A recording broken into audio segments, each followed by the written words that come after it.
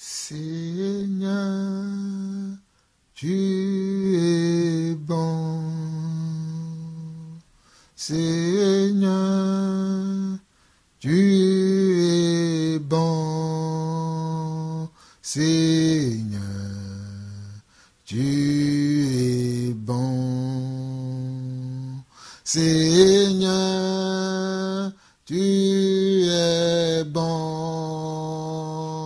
Seigneur, tu es bon. Ô Seigneur, tu es bon. Adonai, tu es bon.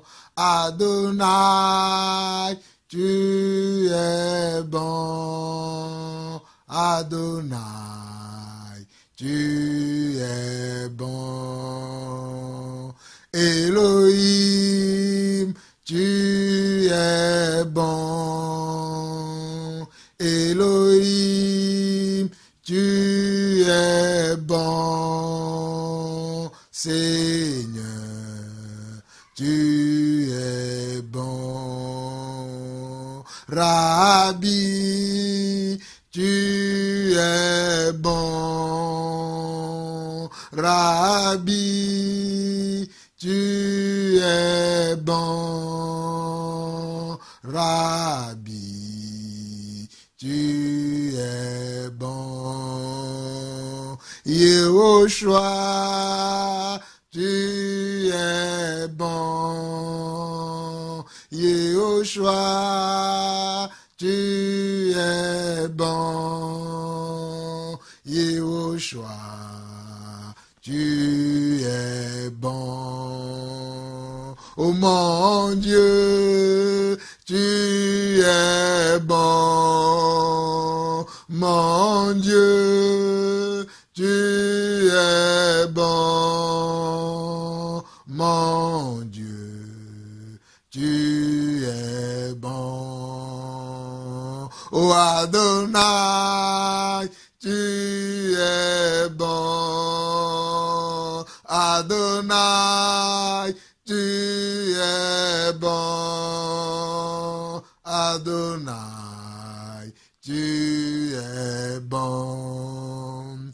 Yahvé Shalom, tu es bon. Yahvé Shalom, tu es bon. Yahvé Shalom, tu es bon. Yahvé Rapha, tu es bon. Yahvé Rapha, tu es bon. Yahvé Rapha, tu es bon. Yahvé Rapha, tu es bon. Yahvé Rapha, tu es bon. Yahvé Rapha, tu es bon. Yahvé Nissi, tu es bon. Yahvé Nissi, tu es bon. Yahvé Nissi, tu es bon. Yahvé Nissi, tu es bon. Yahvé Rapha, tu es bon. Yahvé Rapha, tu es bon. Yahvé Rapha, tu es bon. Yahvé Rapha, tu es bon. Oh Elohim, tu es bon. Hachem, tu es bon. Hachem, tu es bon. Hachem, tu es bon. Hachem, tu es bon. Hachem, tu es bon. Hachem, tu es bon. Hachem, tu es bon.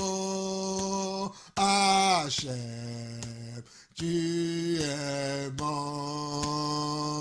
Dieu d'Abraham, tu es bon. Dieu d'Isaac, tu es bon. Dieu de Jacob, tu es bon.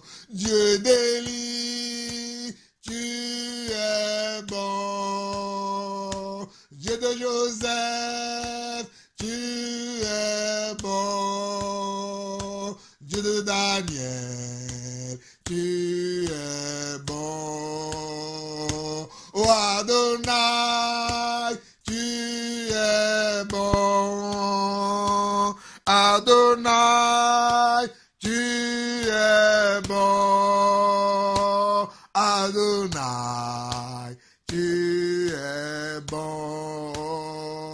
Oh Adonai, tu es bon. Oh Adonai, tu es bon. Oh Yehoshua, tu es bon. Yehoshua, tu es bon. Oh Yehoshua, Yehoshua, Yehoshua, Yehoshua, tu es bon, tu es bon. Yehoshua, tu es bon. Elohim, Elohim, Elohim, Elohim, Elohim, tu es bon. Elohim, tu es bon. Hachem, tu es bon. Hachem, tu es bon.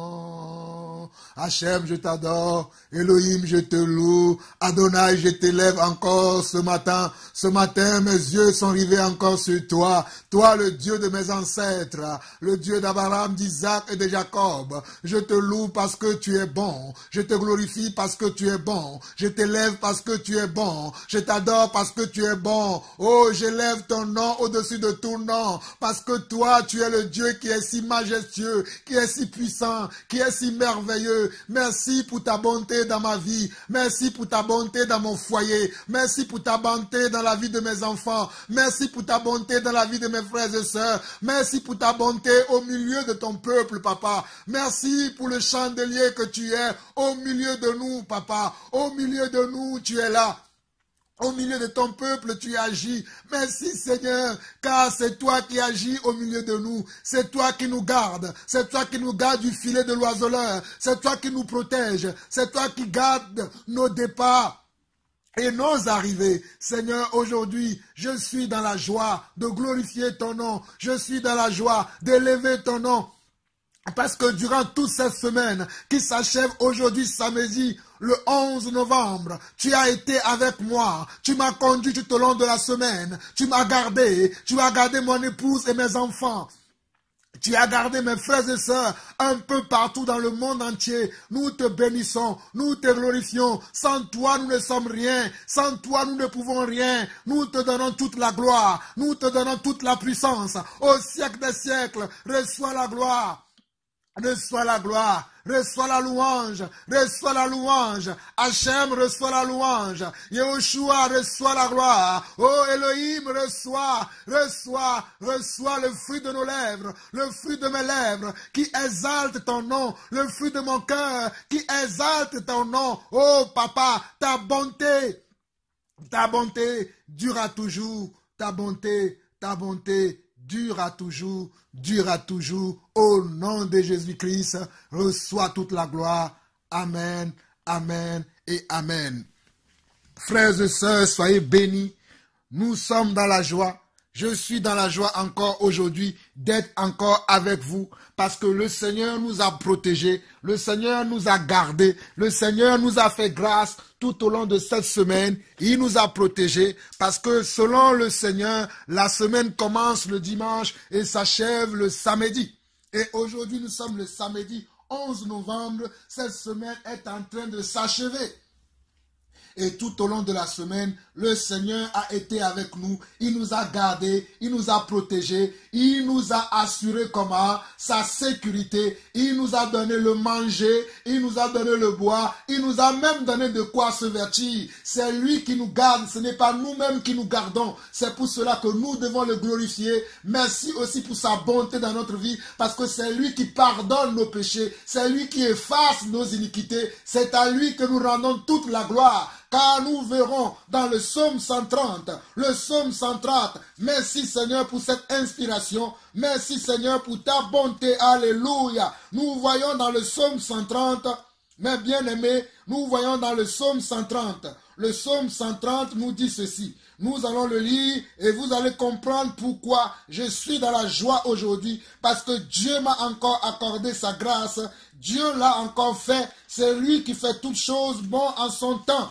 C'est lui qui fait toutes choses belles en son temps. Oh, à lui seul soit la gloire. À lui seul soit la gloire. Dans le psaume 130, le Seigneur nous dira, par la bouche de David, David qui a beaucoup aimé le Seigneur, nous dira ceci. Du fond de l'abîme, je t'invoque, ô Éternel. Seigneur, écoute ma voix. Que tes oreilles soient attentives à la voix de mes supplications. Si tu gardais le souvenir des iniquités éternelles, Seigneur, qui pourra subsister? Mais le pardon se trouve auprès de toi afin qu'on te craigne.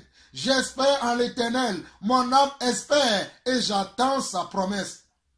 Mon âme compte sur le Seigneur, plus que les gardes ne comptent sur le matin, que les gardes ne comptent sur le matin.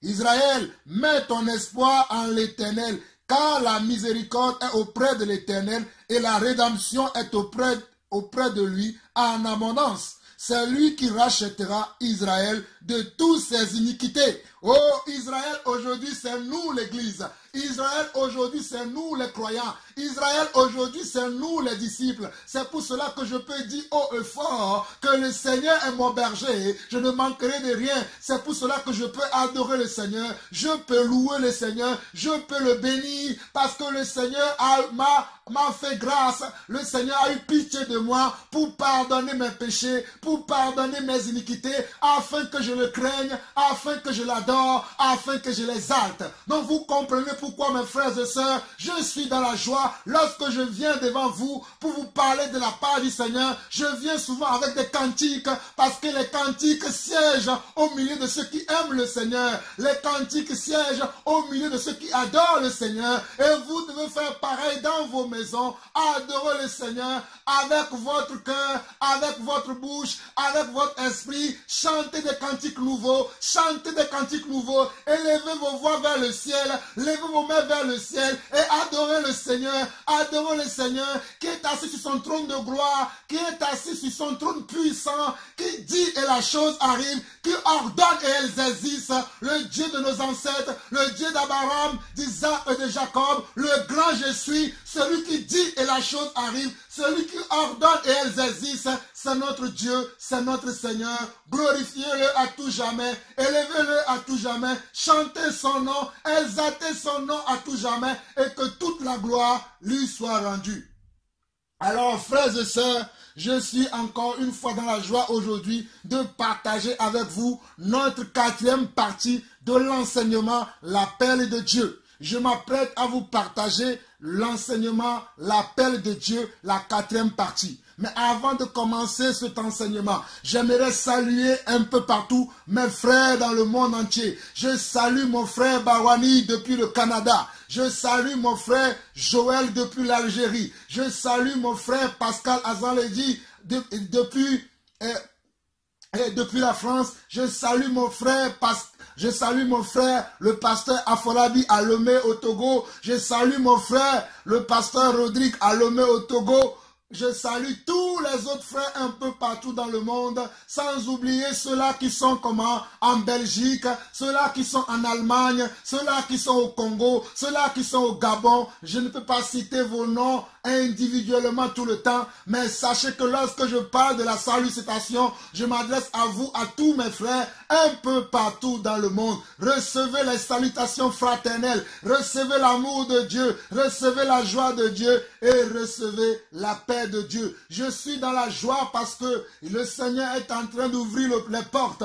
Même bientôt, nous irons aussi en Algérie, car mon frère Joël m'a dit qu'il m'ouvrira bientôt sa maison afin que nous puissions partager l'évangile de Dieu. Oh, je glorifie le Seigneur. Qui eût cru que notre évangile, l'évangile que le Seigneur nous a accordé, la grâce que le Seigneur nous a accordée, qui eût cru que nous pourrions aussi aller jusqu'en Algérie, car l'Algérie aussi nous suit. Nous bénissons le Seigneur pour son œuvre, nous glorifions le Seigneur pour son œuvre, et nous attendons encore de voir beaucoup d'autres nations être conquis, être sauvés par la grâce de notre Seigneur. Alors que la grâce et l'amour du Seigneur soit avec chacun d'entre vous, un peu partout dans le monde. Vous qui nous suivez au Canada, aux États-Unis, en Algérie, au Congo, au Gabon, en Belgique, en Allemagne, en Lituanie, à Londres, un peu partout dans le monde, nous vous saluons de la part de notre Seigneur Jésus-Christ. Alors, frères et sœurs, je profite aussi de l'occasion pour vous annoncer que le week-end prochain, le week-end du 17, je serai encore en Belgique. Je serai encore en Belgique dans une ville qui s'appelle Es-Oppendenberg. Es-Oppendenberg, et j'ai la ferme assurance que bientôt, très bientôt, nous serons aussi du côté de Bruxelles. Nous serons aussi du côté de Bruxelles. Nous avançons pas à pas, selon que le Seigneur nous ouvre les portes afin que nous prêchons l'évangile non dilué, l'évangile qui sauve, l'évangile qui délivre, l'évangile qui vient du cœur de Dieu.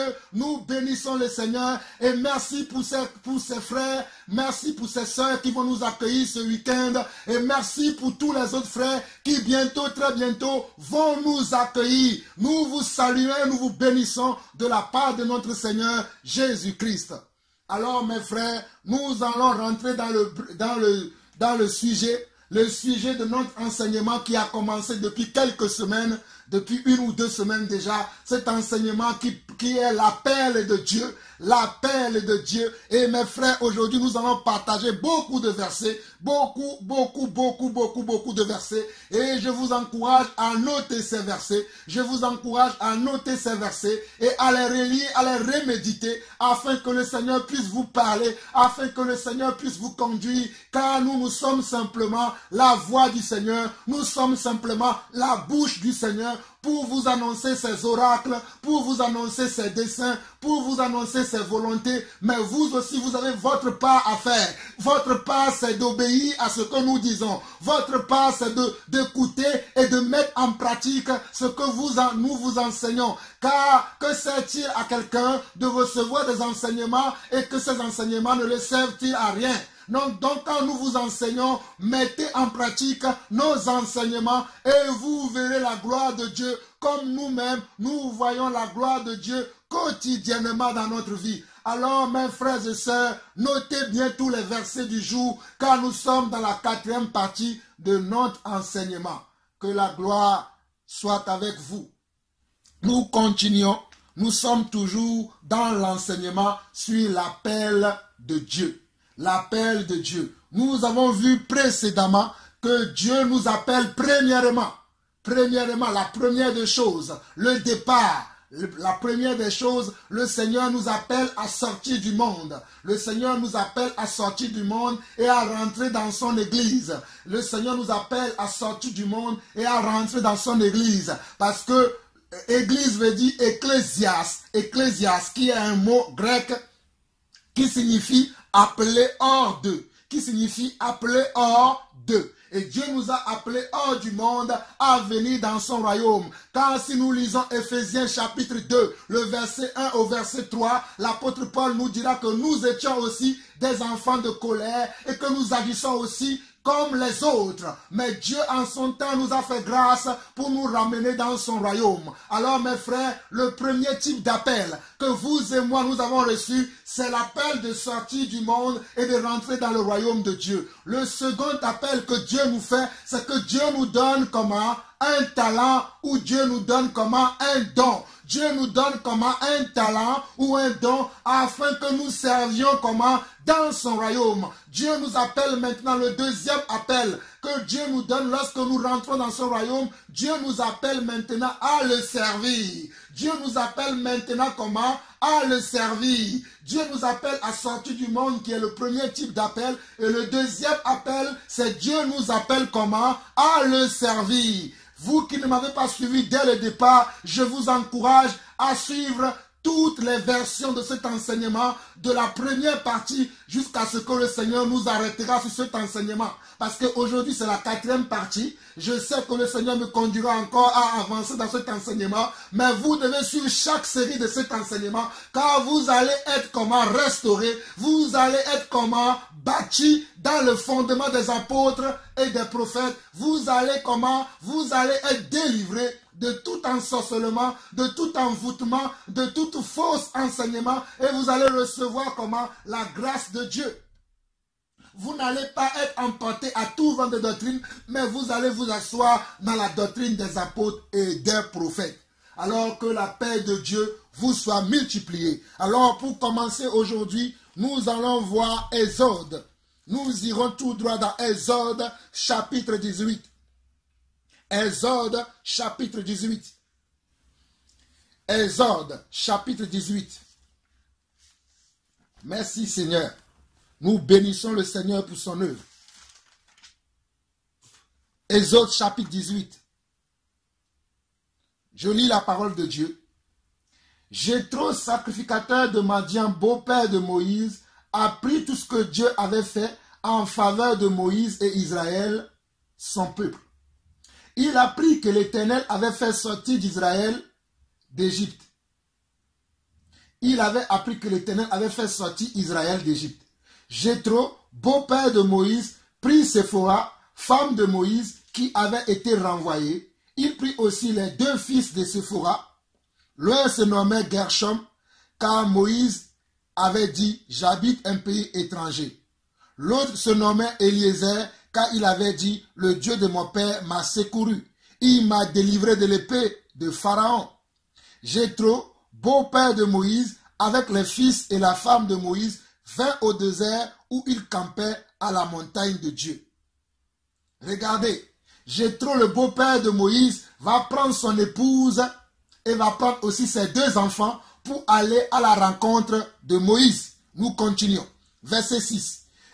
Il fit dire à Moïse, Moïse, ton beau-père Jéthro, je viens vers toi avec ta femme et ses deux fils. Moïse sortit au-devant de son beau-père et il se prosterna et il le baisa. Ils s'informèrent réciproquement de leur santé et ils entrèrent dans la tente de Moïse. Moïse raconta à son beau-père tout ce que l'Éternel avait fait à Pharaon et à l'Égypte à cause d'Israël, toutes les souffrances qui leur étaient survenues en chemin et comment l'Éternel les avait délivrés. Jéthro se réjouit de tout le bien que l'Éternel avait fait à Israël, de ce qu'il l'avait délivré de la main des Égyptiens. Et Jéthro dit, béni soit l'Éternel qui vous a délivré de la main des Égyptiens et de la main de Pharaon, qui a délivré le peuple de la main des Égyptiens. Je reconnais maintenant que l'Éternel est plus grand que tous les dieux, car la méchanceté des Égyptiens est retombée sur eux. Mes frères, voyez-vous que lorsque Dieu marche avec quelqu'un, lorsque Dieu fait sa volonté dans la vie d'un homme, cela va être visible et même les gens vont témoigner. Jéthro a entendu ce que le Dieu de Moïse a fait au peuple d'Égypte. Jéthro a entendu ce que le Dieu d'Israël a fait en Égypte et Jéthro vient témoigner à Moïse ce que ses oreilles ont entendu, ce que ses oreilles ont entendu et ce que ses yeux ont vu. C'est pour cela que la Bible nous dira dans le livre de Corinthiens que ce que nos oreilles n'ont pas entendu, c'est ce que nos yeux n'ont pas vu, c'est ce que Dieu a préparé comment pour ceux qui l'aiment. Nous arrivons au verset 12. Jéthro, beau-père de Moïse, offrit à Dieu un holocauste et des sacrifices. Aaron et tous les anciens d'Israël vinrent participer au repas avec le beau-père de Moïse en présence de Dieu.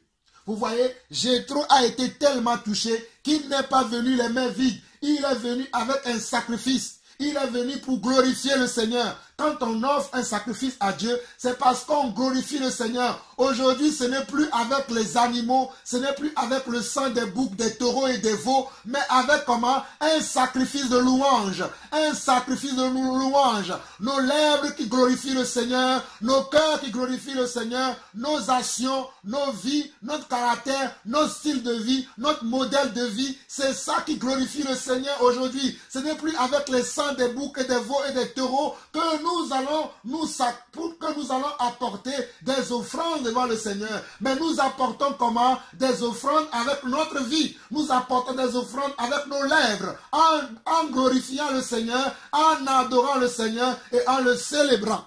Amen, amen et amen. Le verset 13 nous dit ceci. Le lendemain, Moïse s'assit pour juger le peuple. Et le peuple se tient devant lui depuis le matin jusqu'au soir. C'est là où je vais rentrer dans le vif de mon enseignement. Regardez, le verset 13 de Exode chapitre 18 dit ceci. Le lendemain, Moïse s'assit pour juger comment? Le peuple. Il y a des gens qui nous demandent aujourd'hui, est-ce que nous avons le droit de juger? Est-ce que nous avons le droit de juger? Voici l'exemple ici que Moïse était comme un juge.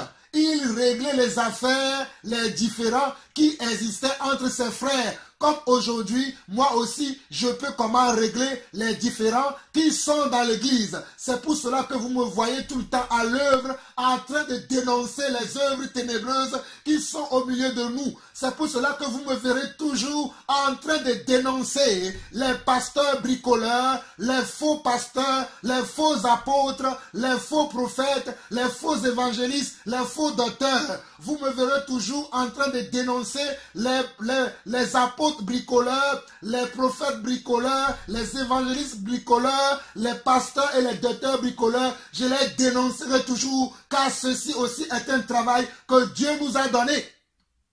Alléluia. C'est un fait. Que vous le voulez ou pas, nous continuerons toujours à juger le peuple de Dieu. Ceux qui nous insultent, continuez à nous insulter. Ceux qui nous tiennent des propos méchants, continuez toujours. Mais cela ne nous fait pas ni chaud ni froid. Nous continuerons toujours à annoncer l'évangile de Dieu pour laquelle Dieu nous a mis à part. C'est Dieu qui nous a mis à part afin que nous annoncions sa vertu. Je continue. Le verset 13 de Exode chapitre 18 nous dit ceci. Le lendemain, Moïse s'assit pour juger le peuple et le peuple se tient devant lui depuis le matin jusqu'au soir. Le peuple venait devant Moïse afin de recevoir les instructions. Et Moïse les jugeait. Lorsqu'il y avait des différends entre deux familles, les familles venaient devant Moïse afin que Moïse puisse trancher.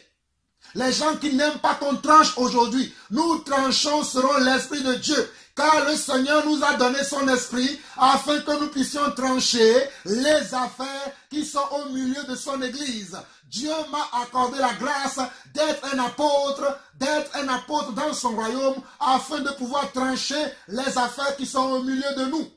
Voici la preuve. Moïse a été mon prédécesseur en jouant ce rôle et aujourd'hui moi aussi je joue ce rôle, non pas moi tout seul, mais à tous ceux-là à qui Dieu a accordé les dons des 5 ministères. Les gens qui ont reçu les dons ministériels, à savoir apôtres, prophètes, évangélistes, pasteurs et docteurs.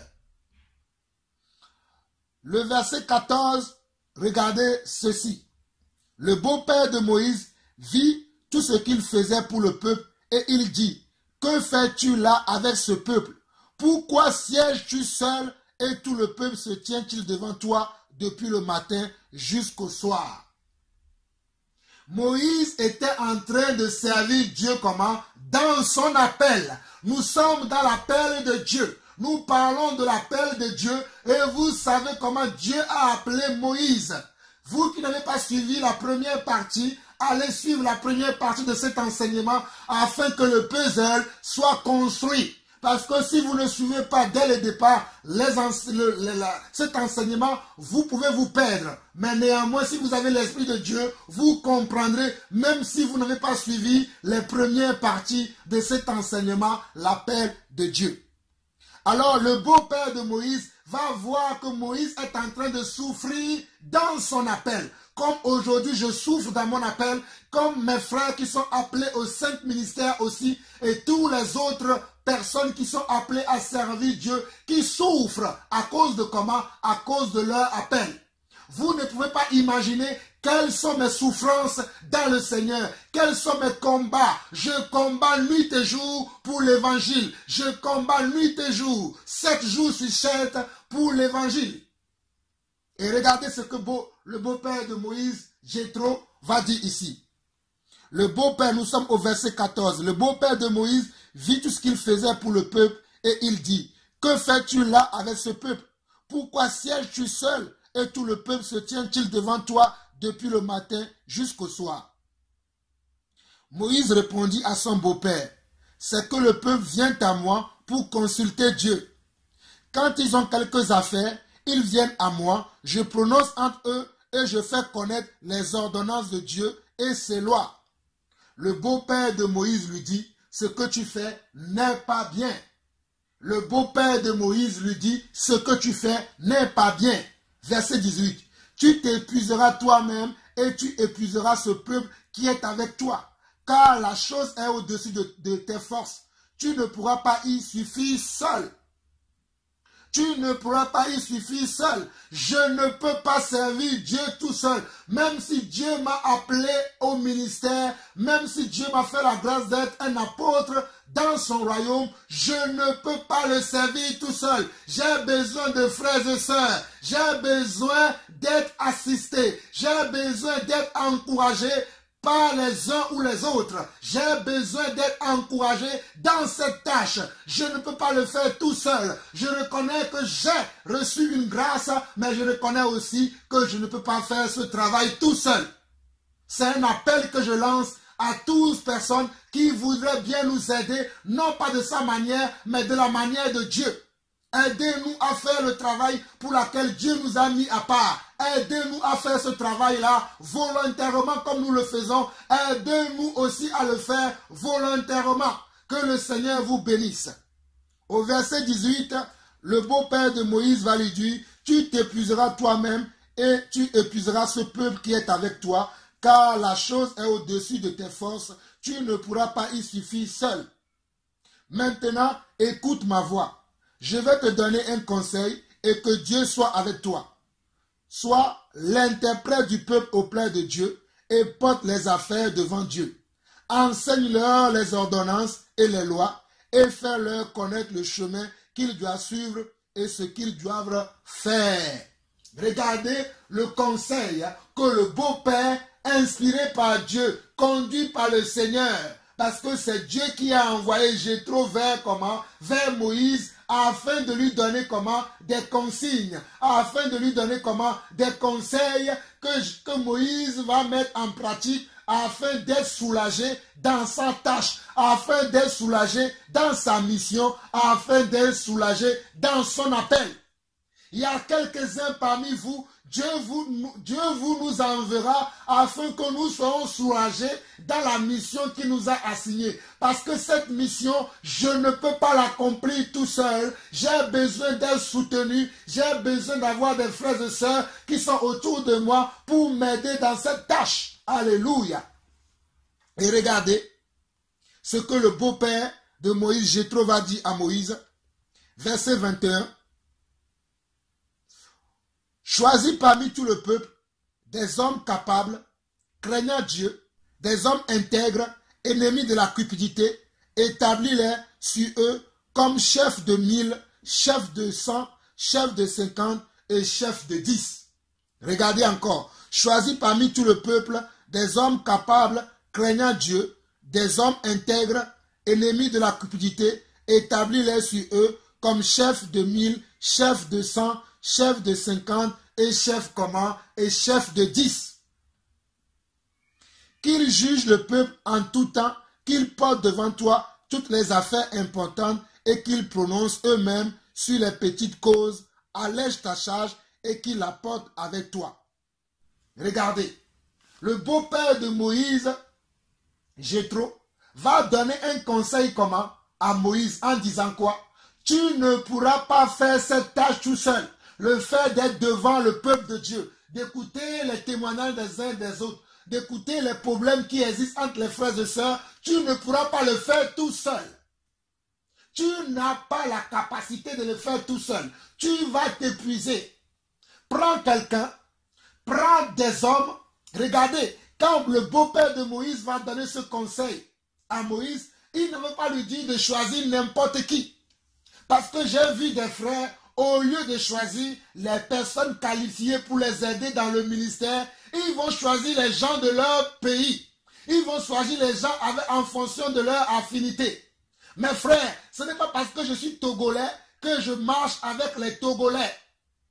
Que les gens qui me conseillent sont des Togolais. Que les gens qui m'aident dans la tâche sont des Togolais. Je choisis les gens en fonction de comment? En fonction de la grâce de Dieu dans leur vie, en fonction de leur cœur, en fonction de l'amour de Dieu, en fonction de comment? De l'Esprit de Dieu dans leur vie. Comment ces personnes sont sages.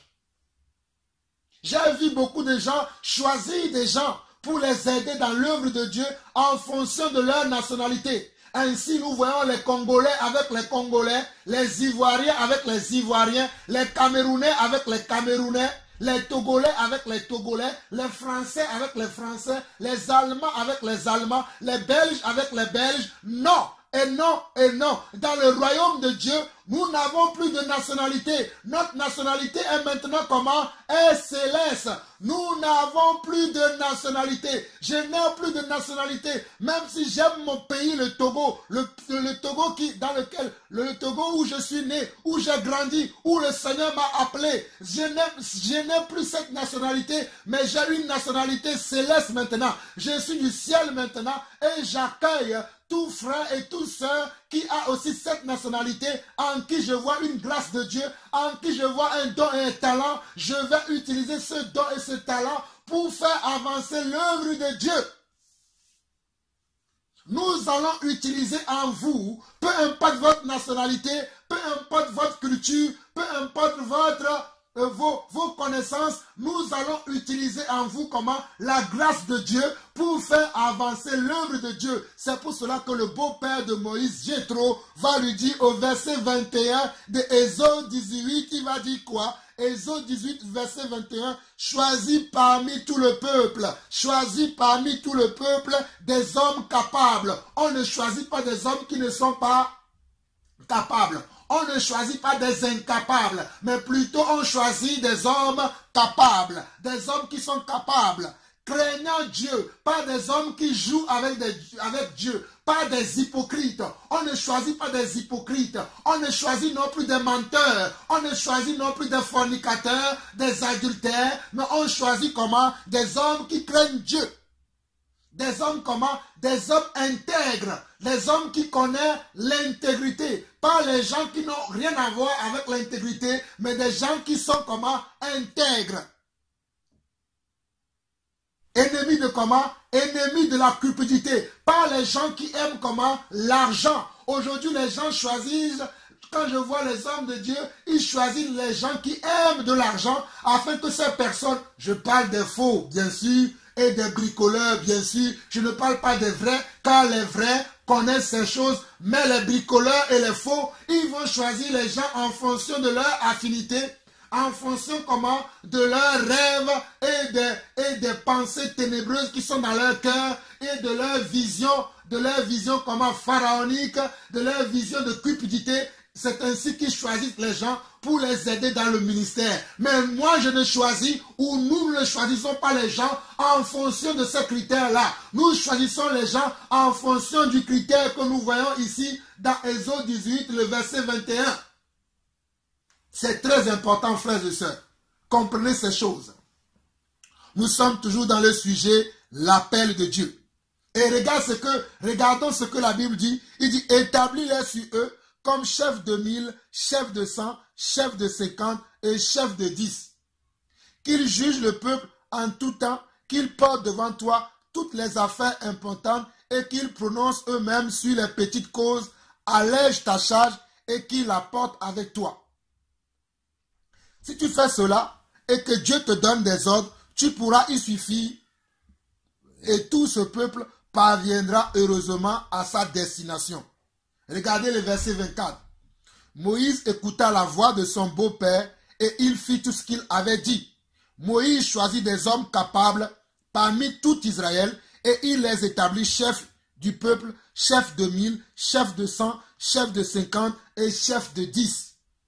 Ils jugeaient le peuple en tout temps.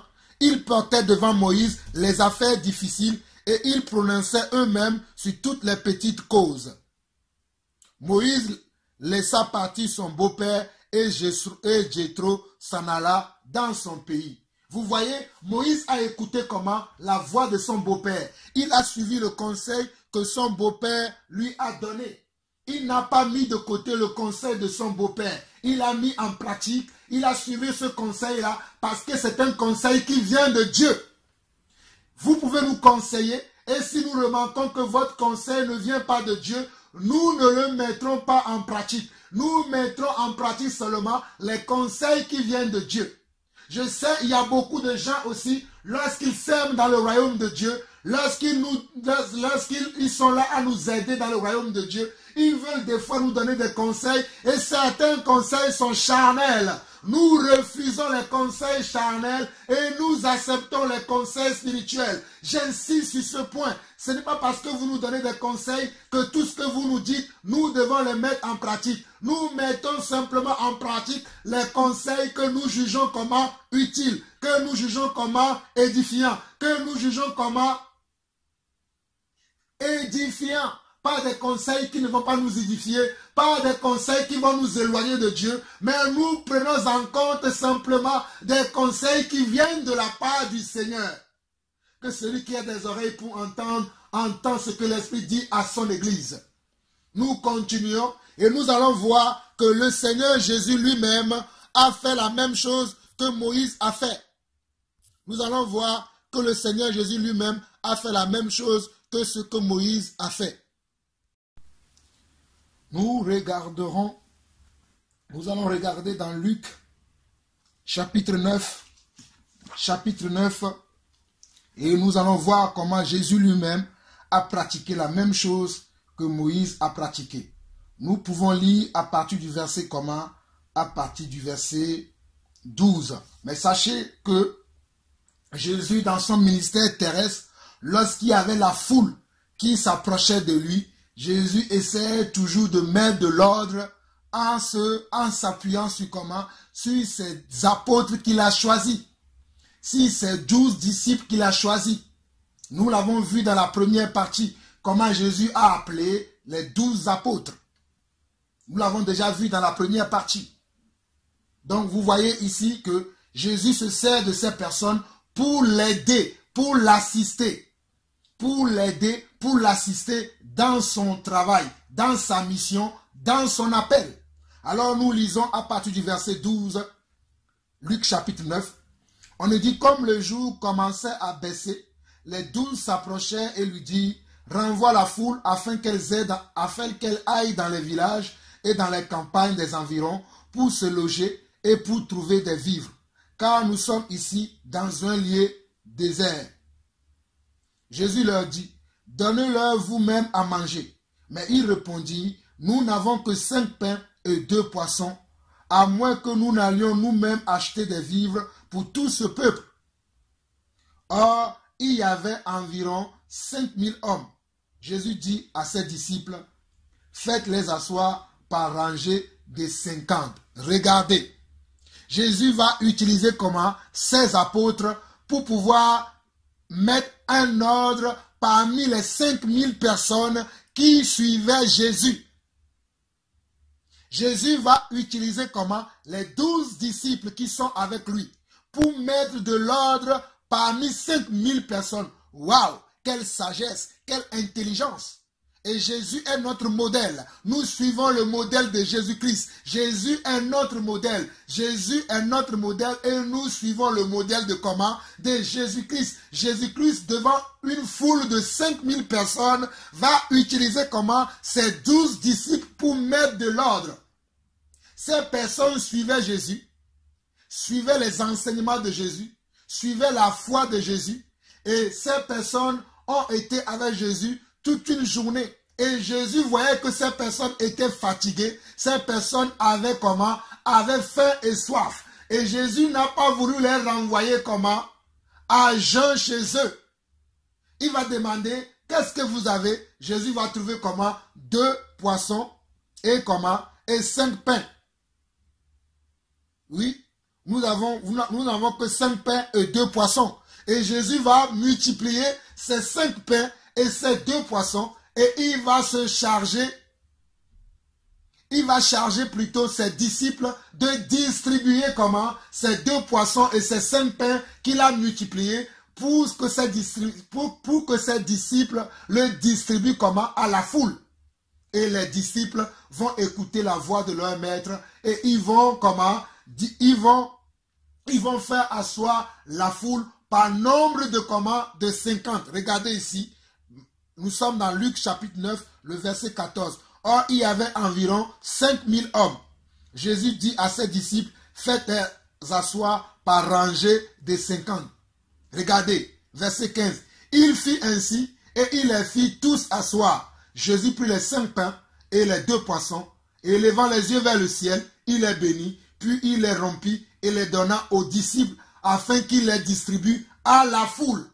C'est pour cela qu'il faut de l'ordre dans l'église. Aujourd'hui, il n'y a pas de l'ordre dans l'église. L'église est en désordre. Chacun fait n'importe quoi. On est livré à nous-mêmes. C'est pour cela que Dieu nous a appelés, nous qui sommes apôtres, afin de mettre de l'ordre dans l'église de Dieu. Dieu nous a appelés afin qu'il y ait de l'ordre dans l'église de Dieu. C'est pour cela que Dieu a mis dans mon cœur que je dois faire cet enseignement sur l'appel de Dieu. Parce que cela est important et capital pour qu'il y ait de l'ordre dans l'église de Dieu.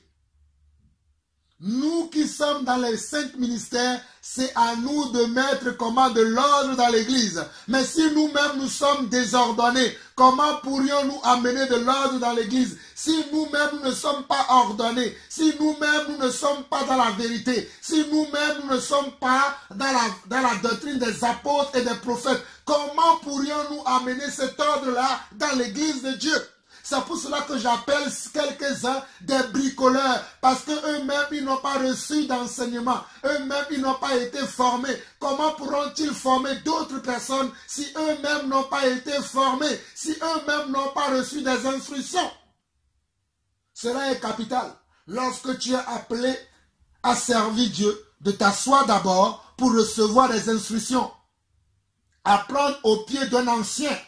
Apprendre au pied de quelqu'un qui a de l'expérience dans le Seigneur. Pas de l'expérience charnelle, mais de l'expérience spirituelle. Pas de l'expérience mondaine, mais l'expérience dans les œuvres de Dieu, dans les commandements de Dieu. Comme Jéthro a dit comment à Moïse que toi tu écouteras les choses de la part de Dieu et tu viendras les donner à ceux-là qui vont t'aider dans le royaume de Dieu afin que ces personnes puissent les mettre en pratique. Tu vas écouter les ordonnances, les lois, les préceptes de Dieu et tu vas leur donner cela. C'est la même chose. Jésus lui-même, puisque lui-même il est le modèle parfait, il va dire à ses disciples, faites asseoir comment la foule par rangée de 50.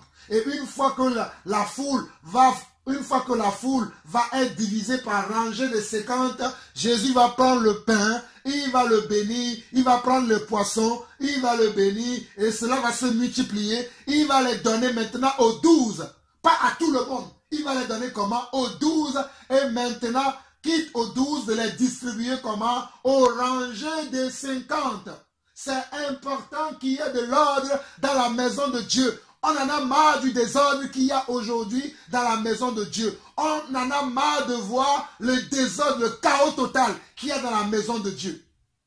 J'ai marché avec beaucoup de frères dans le passé. J'ai vu tellement du désordre dans l'église. Les gens qui viennent en retard, les gens qui ne savent pas ce pourquoi même ils sont là, les gens qui ont des rôles mais qui ne comprennent pas pourquoi ils ont ce rôle-là. J'ai vu beaucoup de désordre dans l'église. C'est pour cela que je n'aime pas le désordre. J'aime pas le désordre parce que Dieu m'a appelé à le servir dans l'ordre et non dans le désordre. Je hais le désordre dans l'église. Mes frères, comprenez-moi, lorsque je viendrai chez vous, s'il y a du désordre, je ne supporte pas le désordre parce que le Dieu que nous servons est un Dieu d'ordre. Je hais le désordre. Le désordre est la chose la première que je vois lorsque j'arrive dans un endroit, je lève mes yeux, je vais voir si tout est ordonné parce que nous marchons dans l'ordre. Là où il n'y a pas d'ordre, Dieu ne peut pas agir.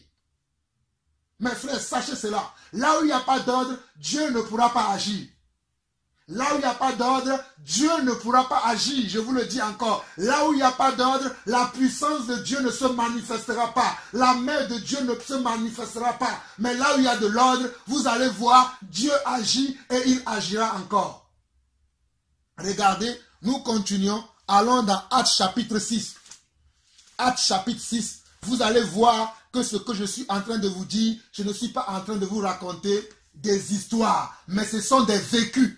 Ça fait au moins 14 ans aujourd'hui que je sers le Seigneur et j'ai vu beaucoup de choses. J'ai vu beaucoup de choses dans le Seigneur. J'ai vu plein de choses. Et je ne peux pas continuer à servir Dieu dans la médiocrité. Et je vous enseigne, mes frères et sœurs, je vous encourage, ne continuez pas à servir Dieu dans la médiocrité. Servez Dieu dans l'excellence. Servez Dieu dans l'excellence en étant organisé, rigoureux et intègre dans vos voies. Soyez rigoureux, soyez organisé, soyez ponctuel. Une des choses que je vois dans le corps du Christ, il n'y a pas de la ponctualité. Les gens sont devant Dieu, leur portable allumé. Ils sont là en train d'écouter Dieu, on entend les portables qui sonnent. Ce n'est pas normal ce genre de choses dans l'église de Dieu. Il y en a tellement beaucoup de choses que je peux dire. Mais je cite ces quelques exemples pour vous faire comprendre que dans le royaume de Dieu, il faut qu'il y ait de l'ordre, pas du désordre. Là où il y a le désordre, c'est là où Satan agit. Mais là où il y a de l'ordre, Dieu agit. Oh mes frères, si vous pouvez comprendre ces réalités du royaume de Dieu, là où il y a le désordre, c'est Satan qui agit. Mais là où il y a de l'ordre, Dieu agit. C'est très important. Quoique, il y a des endroits où il y a de l'ordre, mais Dieu n'y est pas. Parce que ce sont des pasteurs, bricoleurs, des faux apôtres qui sont là-bas. Mais ils ont compris quand même l'ordre. Mais néanmoins, il n'y a pas Dieu. Nous sommes dans Actes chapitre 6 maintenant. Nous allons voir ce que les apôtres aussi ont fait. En ce temps-là, le nombre des disciples augmentant, les hellénistes murmuraient contre les Hébreux parce que leurs veuves étaient négligées dans la distribution qui se faisait chaque jour. Regardez, lorsque le royaume de Dieu grandit, lorsque le peuple de Dieu sur terre grandit, il faut qu'il y ait de l'ordre. Il faut qu'il y ait de l'ordre. Parce que ici, nous allons voir que quand le royaume de Dieu, l'église, quand l'église a démarré avec les apôtres et que l'église a commencé à grandir, les apôtres ont manqué de sagesse, ils ont manqué d'organisation. Mais entre-temps, ils se sont remis en cause pour voir, nous avons des problèmes. Pourquoi? Un serviteur de Dieu doit s'asseoir pour voir pourquoi il y a des problèmes dans son église, pourquoi il y a des problèmes dans son ministère. Il faut s'asseoir des fois pour écouter Dieu, pour voir qu'est-ce qui ne va pas. Regardez ici, nous sommes dans Actes chapitre 6. En ce temps-là, le nombre des disciples augmentant, les hellénistes murmuraient contre les Hébreux parce que leurs veuves étaient négligées dans la distribution qui se faisait chaque jour. Regardez. Parce que leurs veuves étaient négligées dans la distribution qui se faisait chaque jour. Parce que dans l'église primitive, ce n'est pas ce que nous voyons aujourd'hui, où les pasteurs sont là à recevoir des offrandes à longueur de journée, mais ils ne distribuent jamais. Mais dans l'église primitive, lorsque les apôtres recevaient les dons, que ce soit les dons matériels, que ce soit les dons financiers, ils redistribuaient cela dans l'église afin qu'il y ait comment? Afin qu'il y ait une égalité de vie. Aujourd'hui, il y a des gens qui sont dans l'église qui ont leur compte bourré d'argent et il y a d'autres personnes dans l'église qui manquent leur nourriture quotidienne et ils vont dire qu'ils adorent Dieu. Quel est le Dieu que vous adorez? Beaucoup de frères peuvent vous témoigner cela. Je n'aime pas voir les frères et sœurs dans le besoin. Si j'ai la capacité de pourvoir à leurs besoins, je pourvois à leurs besoins. Je ne peux pas leur dire simplement Dieu est bon, Dieu est grand et laisser ces frères-là dans les besoins ou leur dire allez prier, le Seigneur va vous exaucer. Non, nous venons, nous prions, mais nous pourvoyons aussi, que ce soit des besoins matériels, que ce soit des besoins financiers, que ce soit des besoins spirituels. Nous pourvoyons parce que cela est la volonté de Dieu. Nous ne recevons pas simplement les dons pour nous, mais quand nous recevons les dons, c'est pour que ces dons puissent nous aider à faire le travail de Dieu. Que celui qui a des oreilles pour entendre, entende. Nous continuons. Le verset 2. Les 12 convoquèrent la multitude des disciples et dirent, il n'est pas convenable que nous laissions la parole de Dieu pour servir aux tables. Il n'est pas convenable que nous laissions comment? La parole qui est le plus important. La parole qui va être le socle. La parole qui va être la base. L'enseignement qui va être la base. Il n'est pas convenable que nous les laissions et que nous soyons à table comment? Pour être là à distribuer de la nourriture. Pour être là comment? À distribuer comment? Les vêtements. Pour être là à distribuer comment? Les biens de ce monde. Mais nous allons nous atteler, nous, à l'enseignement de la parole comme je le fais. Mes frères et sœurs, j'aime être là à distribuer, mais par moment, j'aime être aussi dans l'enseignement, dans les détails de l'enseignement, afin que vous puissiez avoir toute la connaissance et toute l'intelligence qu'il faut pour servir le Seigneur. C'est important cela. C'est pour cela que lorsque je visite des frères et sœurs et que je les vois, ils sont là à trop s'occuper de la nourriture. Je dis c'est bien, mais nous devons aussi suivre les enseignements qui sont importants. Il y a un temps pour tout. C'est pour cela qu'il faut qu'il y ait de l'ordre dans l'église. Il y a un temps pour s'occuper des choses logistiques, des moyens logistiques, de la nourriture, mais il y a un temps aussi pour être là, pour recevoir les instructions, les enseignements, la parole de Dieu. Car les apôtres ont vu à cette époque-là qu'il y avait de la négligence au niveau de la parole et au niveau de la distribution. Il y avait une négligence parce qu'il n'y avait pas de l'équilibre. Lorsqu'il n'y a pas de l'ordre, il y a un déséquilibre. Il y avait un déséquilibre qui existait au milieu des apôtres, mais les apôtres n'ont pas continué dans les déséquilibres. Ils sont assis, ils se sont dit, il y a un malaise. Le malaise se trouve où? Ils l'ont trouvé et ils l'ont corrigé une fois pour de bon.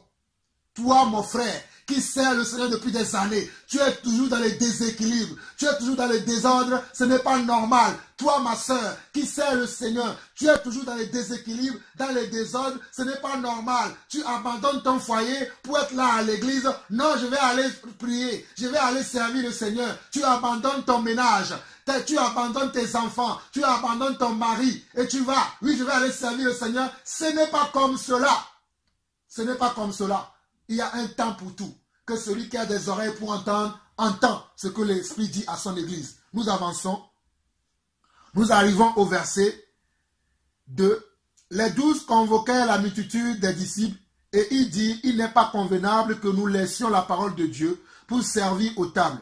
C'est pourquoi, frères, choisissez parmi vous 7 hommes de qui l'on rende un bon témoignage, qui soient pleins d'Esprit Saint et de sagesse et que nous chargeons de cet emploi.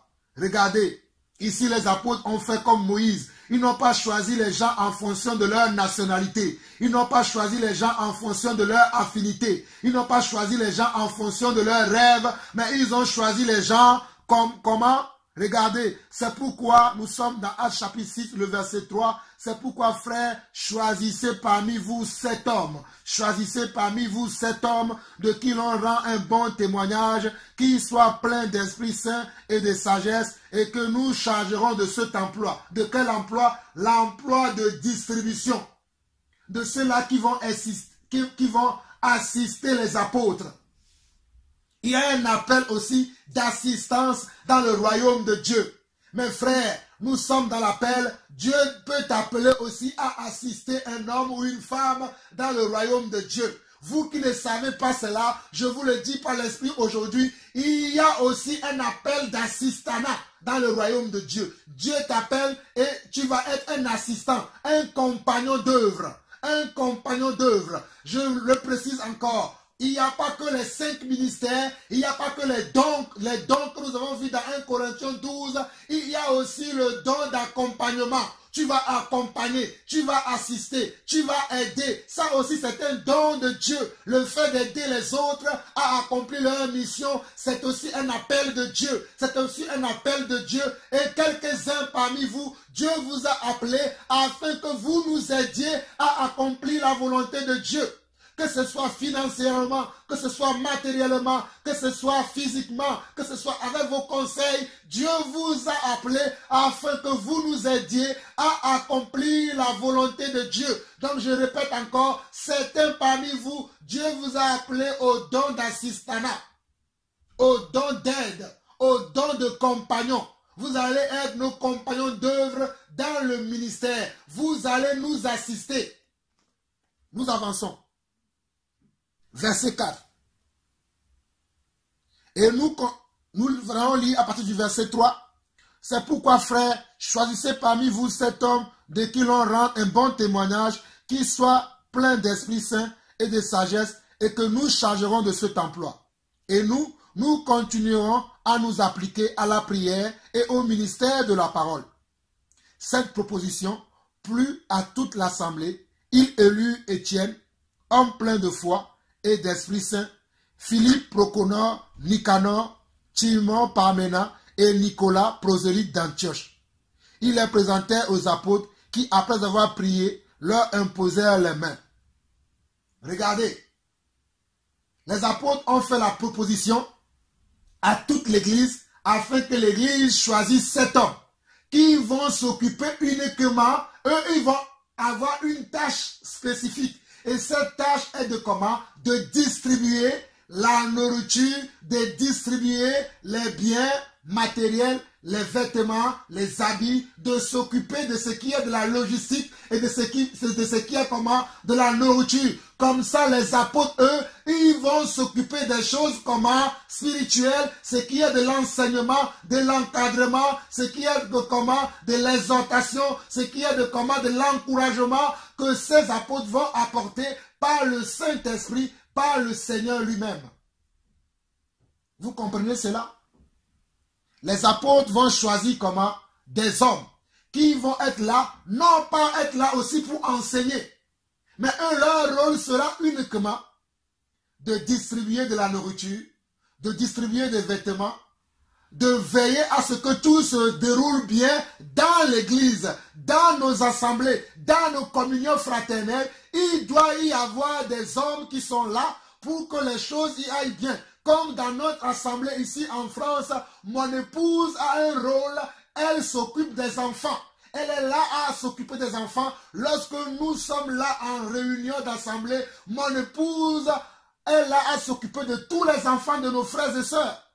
Elle s'occupe de nos propres enfants et aussi de tous les enfants des autres frères. C'est ça son rôle dans l'église. Je parle de mon épouse. Elle n'est pas apôtre comme moi, ni prophétesse, ni évangéliste comme moi. Mais son rôle, c'est de m'aider pour que lorsque moi je suis là à enseigner les gens, que le culte puisse bien se dérouler. Elle s'occupe des enfants. Elle prend en charge les enfants. Elle les encadre. Voici un exemple parmi tant d'autres. Et ici, on a vu quoi? Que les apôtres ont choisi 7 hommes qui vont se charger de comment? De distribuer comment? La nourriture. De distribuer quoi?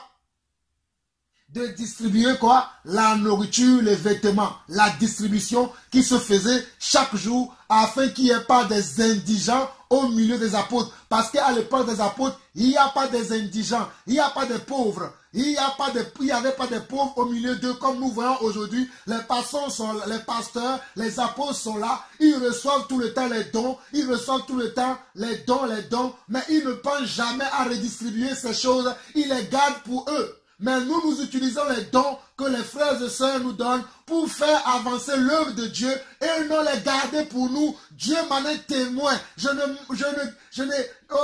m'en est témoin que les dons que nous recevons, que ce soit les dons matériels, que ce soit les dons financiers, nous remettons toutes ces choses dans l'œuvre de Dieu. Nous ne les gardons pas pour nous. Quand bien même que c'est notre droit d'en jouir, mais nous n'en jouissons pas, nous préférons l'utiliser encore pour faire avancer l'œuvre de Dieu. Dieu m'en est témoin. Dieu m'en est témoin. Nous continuons. Nous voyons un exemple ici. Nous allons voir un autre exemple avec le Seigneur Jésus lui-même. Je ne sais pas si vous savez cela. Jésus lui-même a été assisté. Et nous allons dans Luc chapitre 8. Vous allez voir que notre Seigneur Jésus-Christ lui-même, lui qui dit et la chose là arrive, lui qui ordonne et elles existent, lui-même a été assisté. Nous allons dans Luc chapitre 8. Luc chapitre 8, nous lisons du premier verset au verset 3. Luc chapitre 8, le verset 1 au verset 3. Ensuite, Jésus allait de ville en ville et de village en village, comme moi. Je vais de comment? De ville en ville, de village en village, de pays en pays. Oh mes frères, vous comprenez l'appel de ma vie. Mon appel est d'aller de village en village, de ville en ville, de pays en pays, pour annoncer l'évangile de Dieu, pour former des disciples. C'est ça mon appel. C'est ça l'appel que Dieu m'a donné, parce que je suis mon maître. Regardez ce qui est écrit ici. Ensuite, Jésus allait de ville en ville et de village en village, prêchant et annonçant la bonne nouvelle du royaume de Dieu. Alléluia. Ensuite, Jésus allait de ville en ville et de village en village, prêchant et annonçant la bonne nouvelle du royaume de Dieu. Comme je l'ai reçu du Seigneur, que moi aussi, je dois aller de ville en ville, de village en village, de quartier en quartier, de maison en maison, pour annoncer le royaume de Dieu. Alors, si vous recevez nos enseignements, invitez-nous. Nous viendrons jusqu'à vous pour vous annoncer le royaume de Dieu.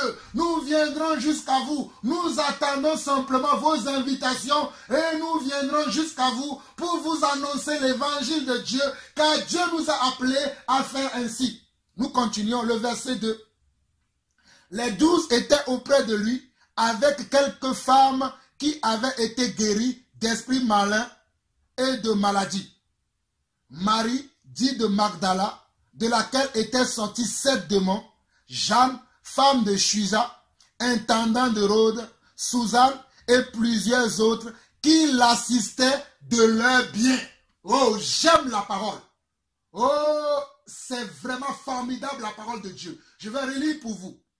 Ensuite, Jésus allait de ville en ville et de village en village, prêchant et annonçant la bonne nouvelle du royaume de Dieu.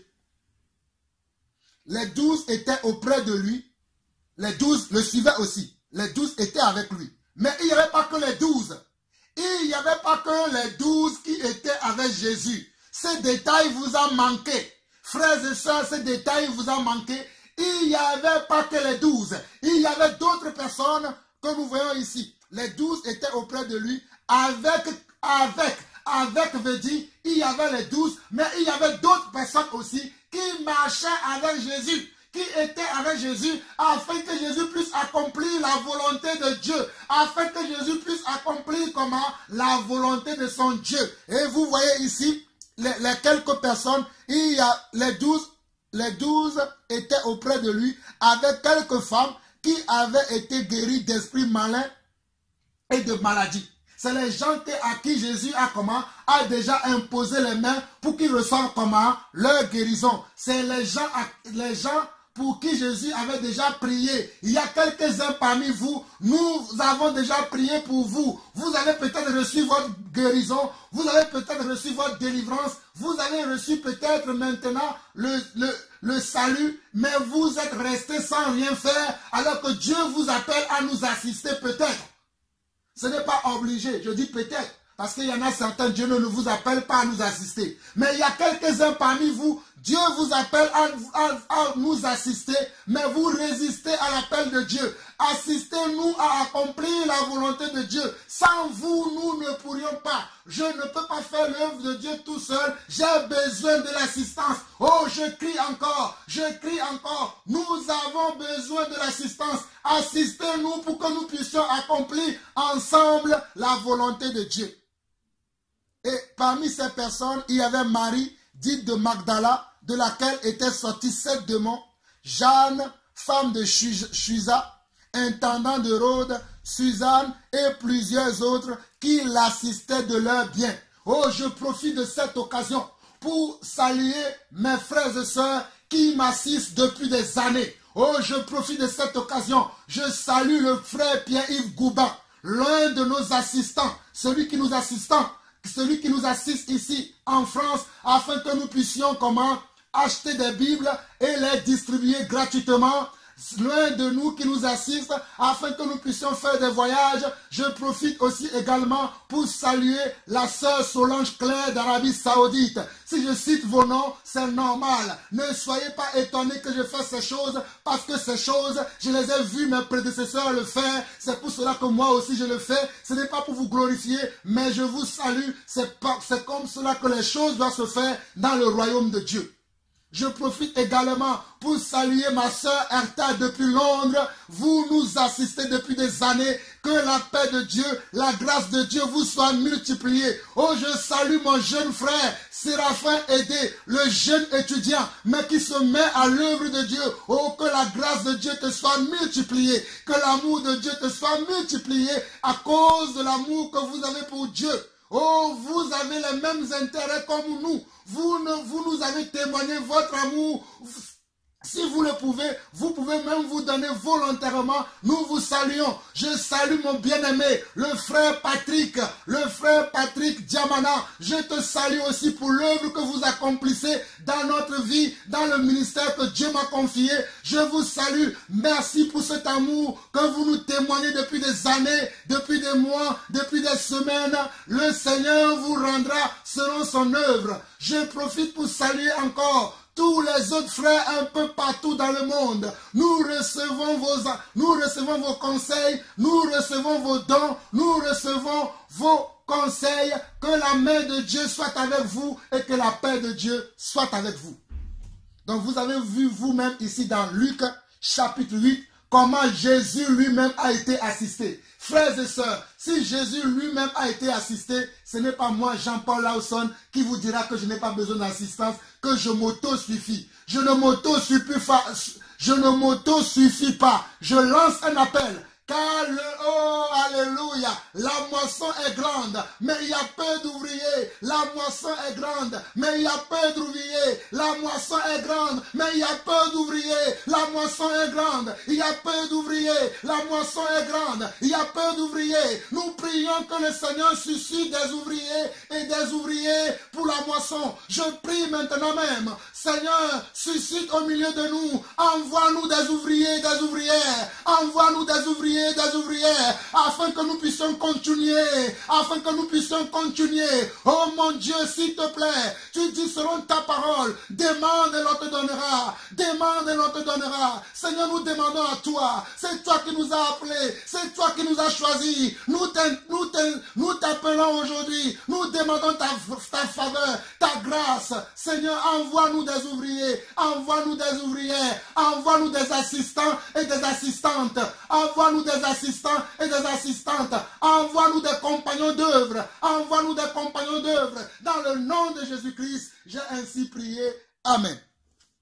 Nous regardons Romains chapitre 16. Nous avançons rapidement.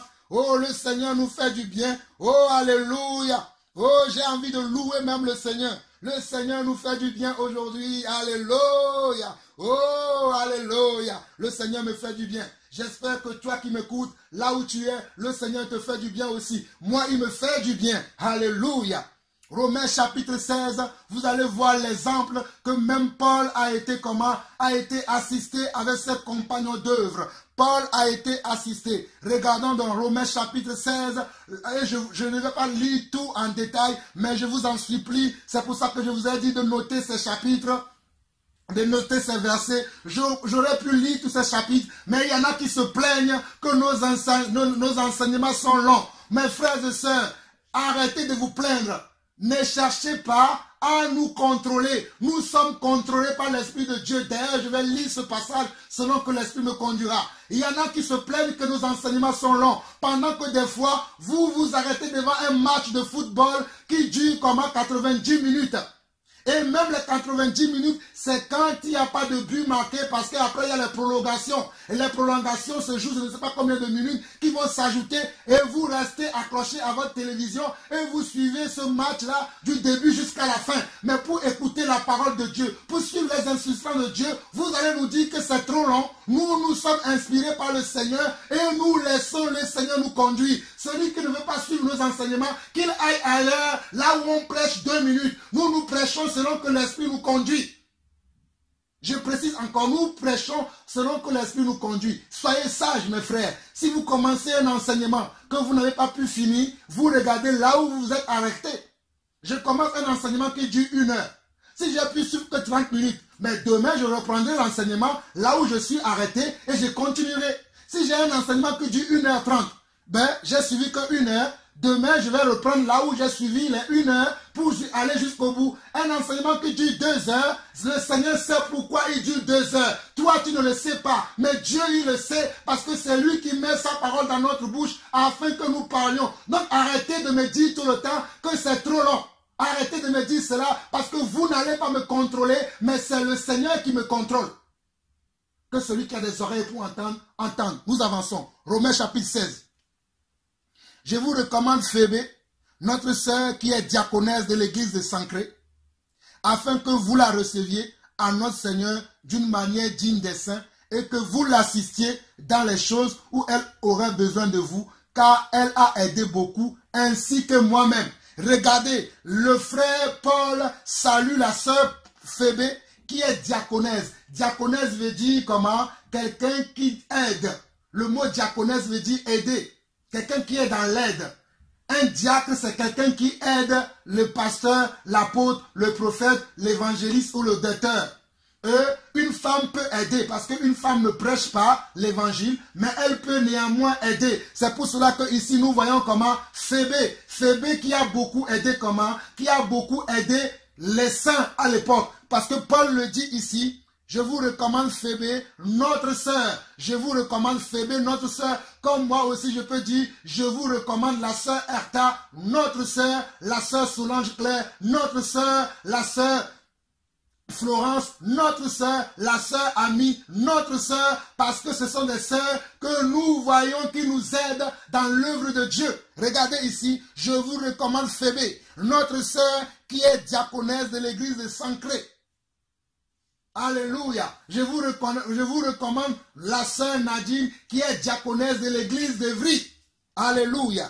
Afin que vous la receviez en notre Seigneur d'une manière digne des saints et que vous l'assistiez. Oh, vous croyez, oh, vous comprenez, frère, vous pouvez avoir un rôle d'assistant, mais avez besoin d'être encore assisté. Tu es toi-même dans le rôle d'assistant, mais tu as besoin encore d'être assisté. Comme mon épouse est parfois assistée par la sœur Sandra.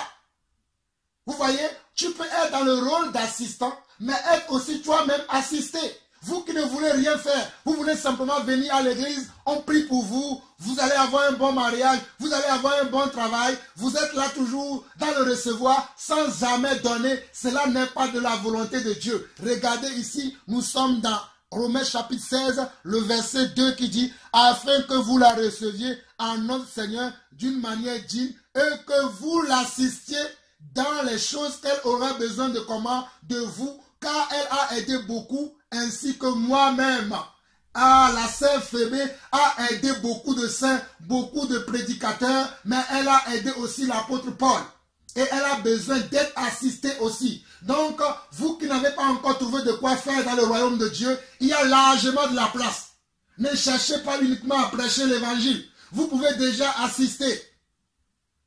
Bon, si le Seigneur vous appelle à cela, trouvez quelque chose à faire. Vous avez reçu un appel. Ces enseignements sont là pour vous démontrer qu'il y a quelque chose en vous. Moi, j'ai reçu déjà des frères et des sœurs qui m'assistent. J'ai cité quelques noms tout à l'heure. Il y en a encore beaucoup. Il y en a encore beaucoup qui tardent dans ce rôle-là. Rentrez dans votre appel. Il est temps, le Seigneur revient bientôt. Quelles sont les œuvres que vous allez lui montrer? Oh mes frères, je vous encourage. Je vous encourage à œuvrer pour le Seigneur. Jésus revient bientôt. Quelle sera ton œuvre? L'œuvre que tu vas lui montrer pour dire Seigneur, voici les talents que tu m'as donnés. Je l'ai fructifié. Voici ce que j'ai fait avec. Qu'est-ce que tu vas montrer à ton Dieu? Qu'est-ce que tu vas montrer au Seigneur? Nous travaillons. Travaillez aussi. Alléluia. J'avance. Verset 3. Saluez Prisca et comment? Et Aquilas, mes compagnons d'œuvre en Jésus-Christ. Regardez, saluez comment? Prisca et Aquilas, mes compagnons d'œuvre en Jésus-Christ. Le verset 6, regardez, verset 6 de Romains, saluez Marie qui a pris beaucoup de peine pour vous. Marie, c'est encore une sœur. Oh, mes sœurs, vous avez un grand rôle à jouer dans le corps du Christ. Vous avez un grand rôle. Vous avez un grand rôle, le rôle d'assistance, le rôle d'aide. Regardez, saluez Marie qui a pris beaucoup de peine pour vous. Oh, alléluia. Oh, c'est gros, c'est merveilleux de voir de telles choses. Regardez encore au verset 12 de Romains, il dit saluez Triophène et Tryphose qui travaillent pour le Seigneur. Saluez comment Tryphène et Tryphose qui travaillent pour le Seigneur. Saluez Perside, Perside la bien-aimée qui est encore une sœur. Saluez Perside la bien-aimée qui a beaucoup travaillé pour le Seigneur. Saluez Perside la bien-aimée qui a beaucoup travaillé pour le Seigneur. Saluez Rufus, l'élu du Seigneur. Oh, regardez, verset 15, saluez Philologue et Julie. Encore une sœur ici, la sœur Julie. Oh, nous avons vu la sœur Perside qui a beaucoup travaillé. Nous voyons ici la sœur Julie, Néré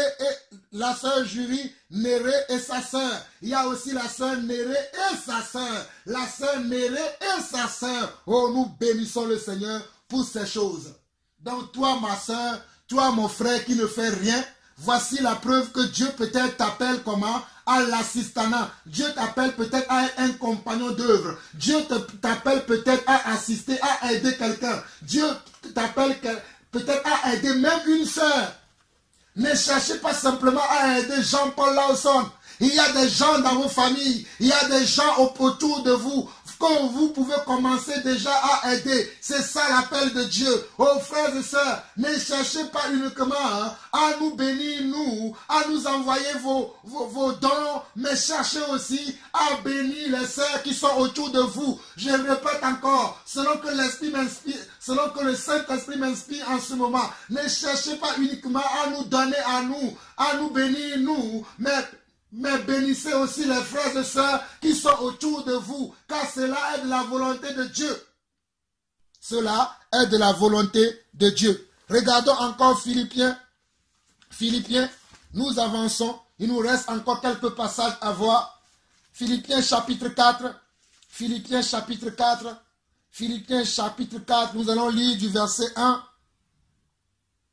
Nous allons lire du verset 2 au verset 3. Philippiens chapitre 4, le verset 2 au verset 3. Il dit quoi? J'exhorte Évodie et j'exhorte Syntyche à être d'un même sentiment dans le Seigneur.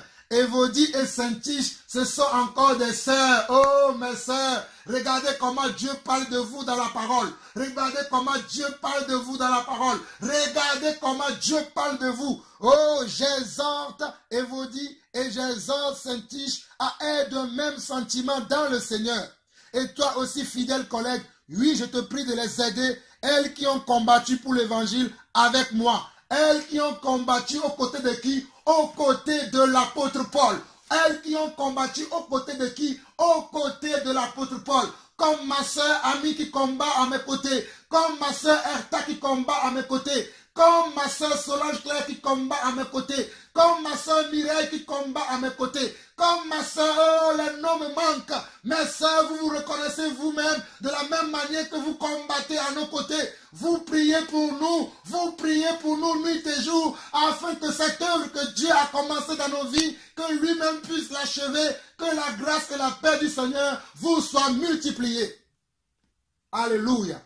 Regardez, nous sommes dans Philippiens chapitre 4, le verset 2 et 3. J'exhorte Évodie et j'exhorte Syntyche à être d'un même sentiment dans le Seigneur, et toi aussi, fidèle collègue, oui, je te prie de les aider. Oui, je te prie. Donc nous aussi, nous pouvons aider comment les sœurs. Nous pouvons aussi aider, nous sommes tous. C'est pour ça que la Bible dit, aimez-vous les uns les autres. Moi, je peux le transformer aujourd'hui à dire, aidez-vous les uns les autres. Aidez-vous les uns les autres. J'aime aider mes frères, comme j'aime parler avec mon frère Barouani, qui est au Canada. J'aime échanger avec lui mes expériences dans le Seigneur, comme j'aime partager mes expériences avec les frères dans la foi. Je peux énumérer beaucoup de frères avec qui nous parlons souvent. Nous discutons souvent, nous prions souvent, nous partageons souvent nos expériences afin que nous soyons tous perfectionnés dans l'œuvre de Dieu. Verset 3. Et toi aussi, fidèle collègue, oui, je te prie de les aider, elles qui ont combattu pour l'évangile avec moi et avec comment et avec Clément et mes autres compagnons d'œuvre dont les noms sont dans le livre de vie. Mes frères et sœurs, la révélation dans ces paroles, lorsque vous mettez à part pour aider en tant qu'aide, en tant que compagnon, en tant qu'assistant, en tant que ministre dans le royaume de Dieu, vos noms seront inscrits dans le livre de vie si vous servez comment dans l'intégrité, si vous servez comment dans la crainte de Dieu, si vous servez comment dans la loyauté, si vous servez comment dans la fidélité, vos noms resteront inscrits dans le livre de vie. Oh mes frères, je vous donne une révélation par excellence aujourd'hui. Servez non dans l'hypocrisie, servez non dans le matu vu, mais servez dans le comment, dans l'intégrité, servez dans l'amour, servez dans comment, en étant tous les jours comment,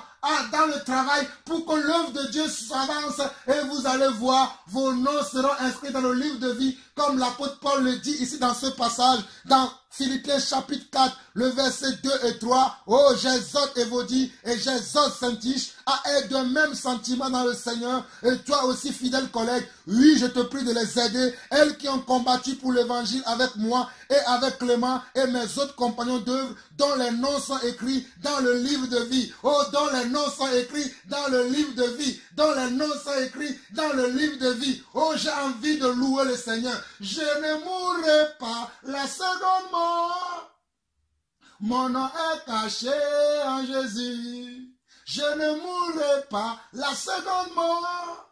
Mon nom est caché en Jésus. Oh, vous qui servez, vos noms sont inscrits dans le livre de vie. Vous ne mourrez pas la seconde mort. Lorsque ces livres seront ouverts, dont la Bible nous en parle dans Apocalypse chapitre 18, on trouvera aussi le nom de ma sœur Arta. On trouvera le nom de la sœur Solange. On trouvera le nom de la sœur Annie, pour ne citer que cela. On trouvera le nom du frère Patrick. On trouvera le nom du frère Alain. On trouvera, oh mes frères, travaillez, travaillez, travaillez, travaillez, travaillez, travaillez. C'est le moment de travailler. C'est le moment d'être ouvrier ou ouvrière dans la moisson. C'est le moment, c'est le temps, c'est le temps. It is the time, it is the time, it is the time, it is the time. C'est the Holy Ghost. It is the time, c'est the Holy Ghost. C'est le temps, dit l'Esprit de Dieu. C'est le temps de la moisson, c'est le temps de la moisson, c'est le temps de la moisson. Oh, je sens l'Esprit. I feel the Holy Ghost. Oh, je sens l'Esprit. C'est le temps de la moisson. Oh, mes frères, travaillez, travaillez, travaillez, travaillez, travaillez. Avançons, Colossiens chapitre 4. Colossiens chapitre 4. Colossiens chapitre 4. Colossiens chapitre 4. Nous allons lire à partir du verset 7. À partir du verset 7. Tychik, le frère bien-aimé, et le fidèle ministre, mon compagnon de service dans le Seigneur, vous communiquera tout ce qui me concerne. Tychik, le frère bien-aimé, et le fidèle ministre, mon compagnon, oh mon frère, toi qui ne sais pas ce que tu es, peut-être tu es un compagnon, va accompagner quelqu'un. ne reste plus chez toi à regarder la télé à longueur de journée, à regarder les matchs de football, à regarder les séries à la télévision, à regarder les films. Oh, va travailler dans la moisson. Va travailler dans la moisson. Je ne dis pas que tu ne dois jamais regarder la télé, mais il y en a parmi vous, vous abusez de la télévision, vous abusez de la vie, vous ne travaillez pas, vous n'êtes pas utile à Dieu. C'est le moment que vous soyez utile. C'est le moment, it is the time, it is the time, it is the time, it is the time, it is the time. C'est le moment que vous soyez utile. C'est le moment, c'est le moment, c'est le moment, c'est le moment, c'est le moment, c'est le moment, c'est le moment. Réveillez-vous de votre sommeil. Levez-vous sur vos deux pieds. Levez-vous sur vos deux pieds et commencez à servir le Seigneur. Commencez à servir le Seigneur comme nous le faisons. Oh mes frères, vous ne pouvez pas savoir combien de fois je suis fatigué. Mais ce matin, je me suis levé encore pour servir le Seigneur. Parce que cela m'est imposé par le Seigneur. Il n'y a pas de repos pour nous les croyants. Il n'y a pas de repos pour nous les serviteurs de Dieu. Le repos, nous les aurons au ciel. Sur cette terre, nous n'avons pas de repos. Tu te reposes trop, mon frère. Lève-toi, lève-toi, lève-toi. Commence à marcher selon l'Esprit de Dieu. Commence à écouter l'Esprit de Dieu. Commence à travailler pour l'œuvre. Commence à travailler pour l'œuvre. Commence à travailler pour l'œuvre. Commence à travailler pour l'œuvre. Commence à travailler pour l'œuvre. Que celui qui a des oreilles pour entendre, entende ce que l'Esprit dit à son Église. Nous avançons.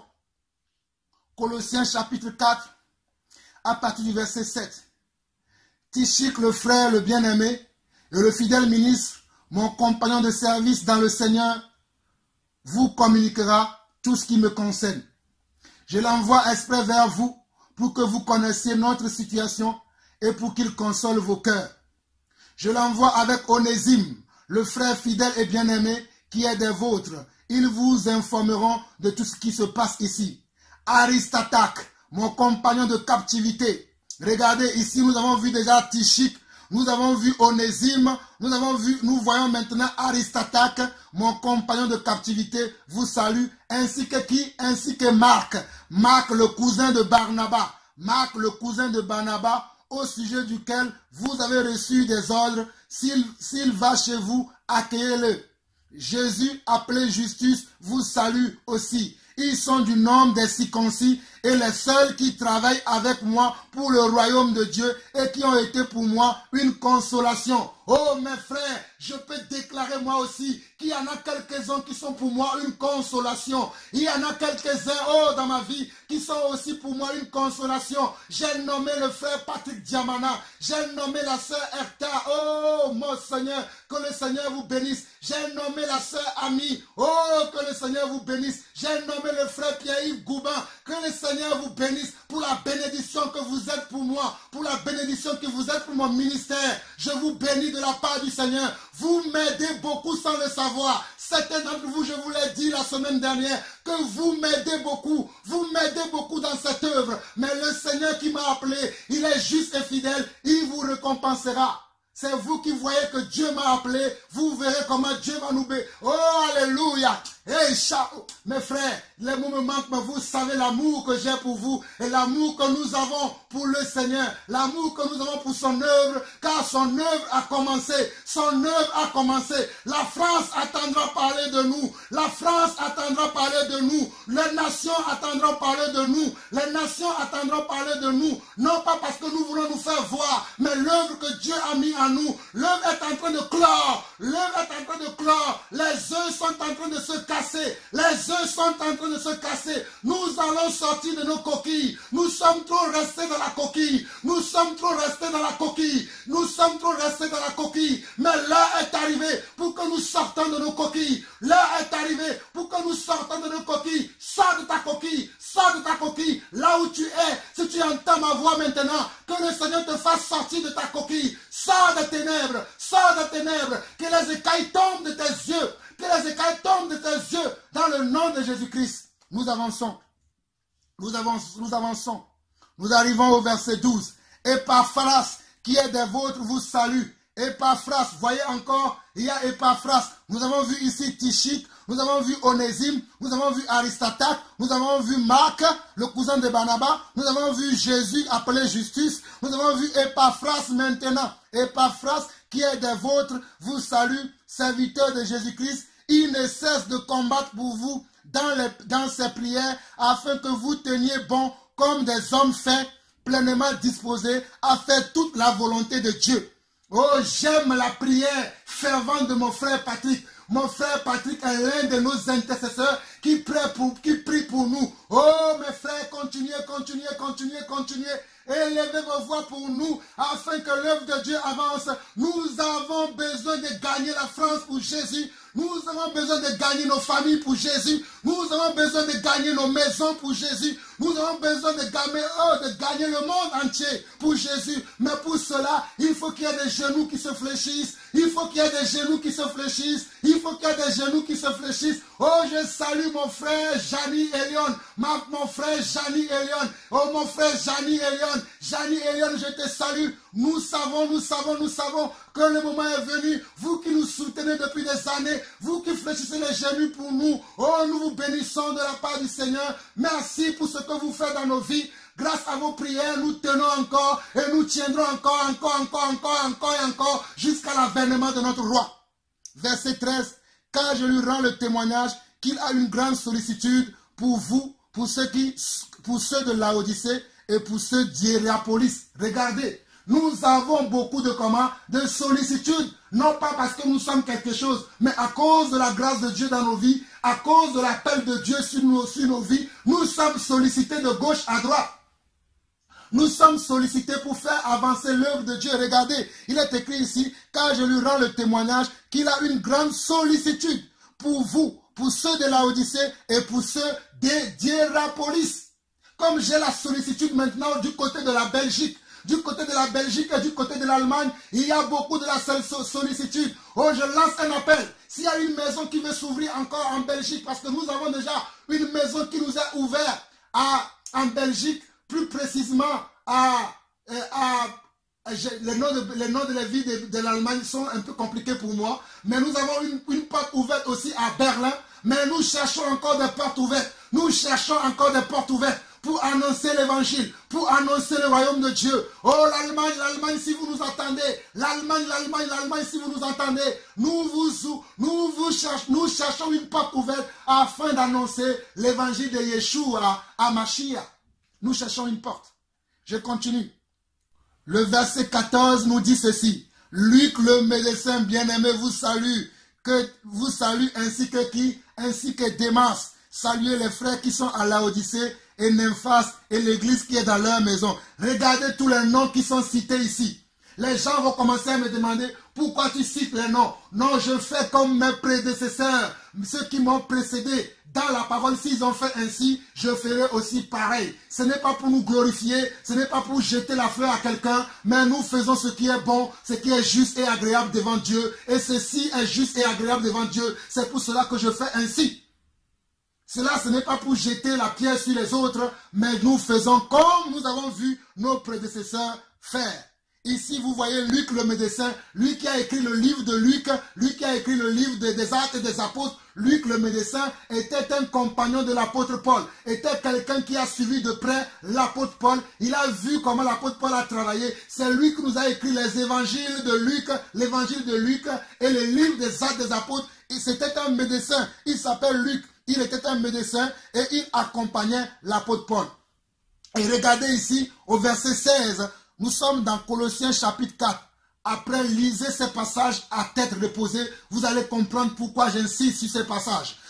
Regardez, nous sommes dans Colossiens chapitre 4. Colossiens chapitre 4. Nous arrivons maintenant au verset 16. Et je vous en supplie dans vos maisons, lisez-le, méditez-le jusqu'à la fin. Le verset 16, regardez. Lorsque cette lettre aura été lue chez vous, faites en sorte qu'elle soit aussi lue dans les églises de Laodicée et que vous lisiez à votre tour celle qui vous arrivera de Laodicée. L'apôtre Paul a envoyé une lettre chez les Laodicéens, elle a envoyé une autre chez les Colossiens. Maintenant, elle a dit à l'un et à l'autre, échangez-vous comment les lettres afin d'être au même niveau spirituel, afin d'avoir la même connaissance. C'est pour cela que moi aussi j'insiste. Envoyez tous ces enseignements à vos frères, Envoyez tous ces enseignements à vos familles. Envoyez tous ces enseignements même à des faux pasteurs, même à des faux, à des pasteurs bricoleurs. S'ils ont encore leur conscience éveillée, ils changeront. Envoyez-leur ces enseignements, car c'est de la volonté de Dieu. Le temps est arrivé pour que nous marchions selon la volonté de Dieu. S'il vous plaît, frères et sœurs, envoyez. Partagez ces enseignements pas massivement. Ne les gardez pas pour vous. Envoyez-les. Vous avez simplement à le prendre et à envoyer à quelqu'un. Et à dire à ce quelqu'un, toi aussi, envoie-le à quelqu'un d'autre. Nous sommes dans les derniers temps. Nous sommes dans les derniers temps. Travaillons pour le Seigneur. Travaillons pour le Seigneur. Travaillons pour le Seigneur. Oh, travaillons. Regardez, l'apôtre Paul nous dit quelque chose dans Éphésiens chapitre, dans Philippiens chapitre 2. Dans Philippiens chapitre 2, Philippiens chapitre 2, cela est très important que je vous lis cela. Après, il nous restera encore un verset à lire et nous allons arrêter aujourd'hui l'enseignement par là. Nous allons lire Philippiens chapitre 2, à partir du verset 20, il nous dit ceci. Philippiens chapitre 2, à partir du verset 20, l'apôtre Paul nous dit ceci. Car je n'ai ici personne qui partage mes sentiments, pour prendre sincèrement à cœur votre situation. Tous, en effet, cherchent leur propre intérêt et non ceux de Jésus-Christ. Regardez, car je n'ai ici personne qui partage mes sentiments.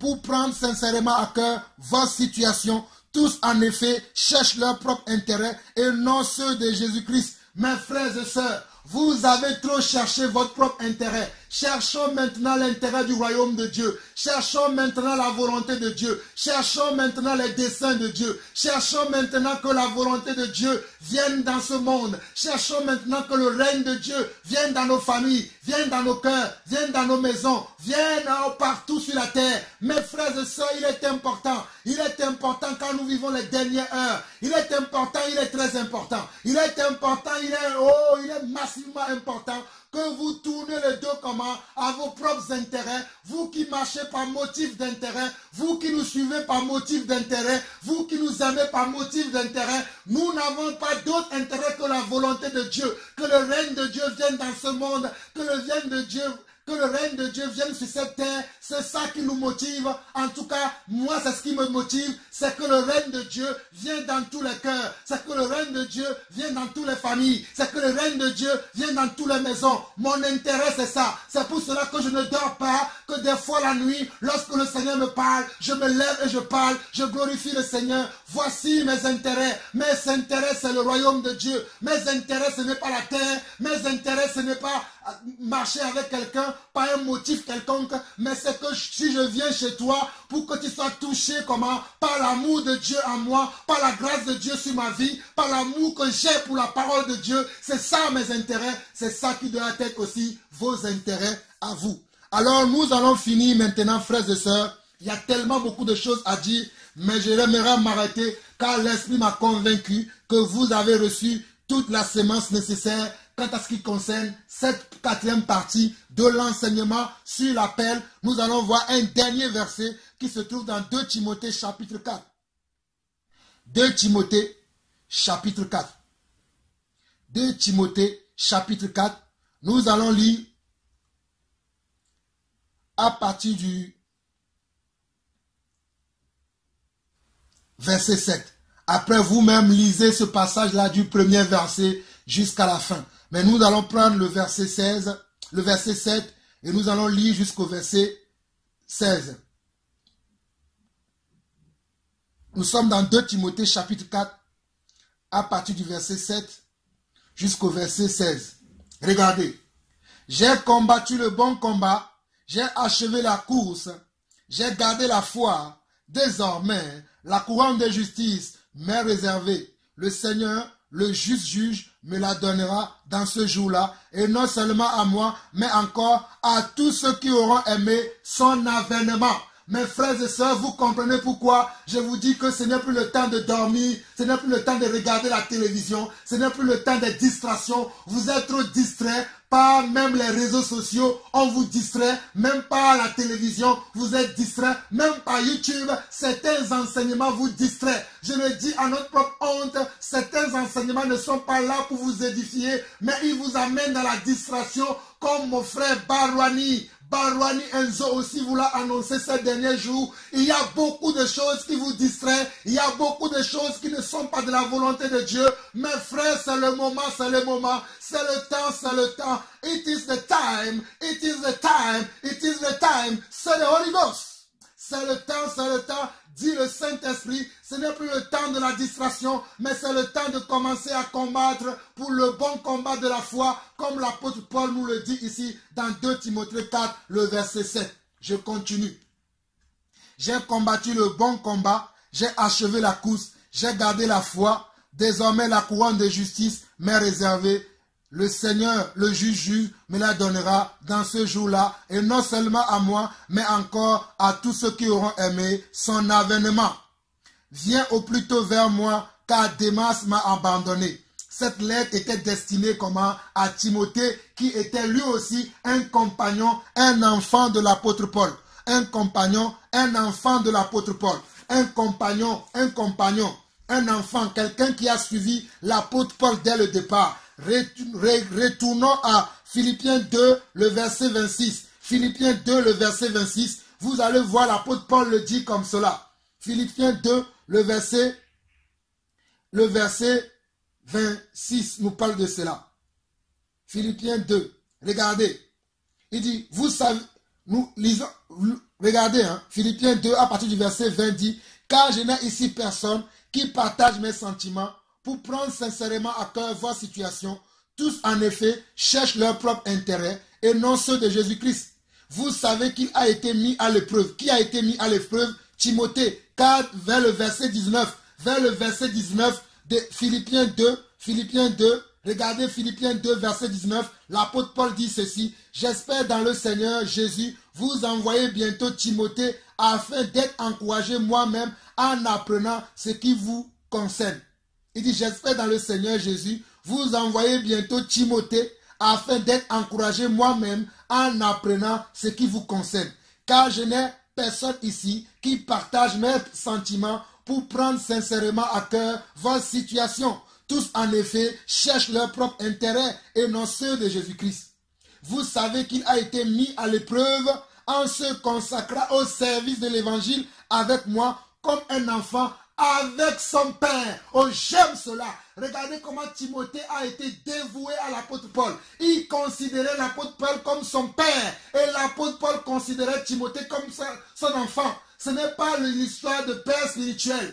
Comprenez cela. Mais quand je vais entrer dans la 5e partie de l'enseignement, je vais rester beaucoup sur cette histoire-là parce que beaucoup ne veulent pas honorer les anciens aujourd'hui. Ils ne veulent pas donner une place d'honneur aux anciens alors que nous devons donner une place d'honneur aux anciens parce que cela est aussi de la volonté de Dieu afin que nous honorions les anciens, ceux qui ont commencé l'œuvre avant nous, que Dieu a trouvé fidèles, qui sont restés sans tache ni ride, qui sont restés sans tache, qui ne causent pas de scandale dans le corps du Christ, qui ne causent pas de division, qui ne sont pas à longueur de journée des causes de division. Ceux-là, ce sont des modèles pour nous, ce sont des icônes pour nous, ce sont des modèles à imiter. Et Timothée imitait imitait Paul. Mais je viendrai là-dessus dans la 5e partie.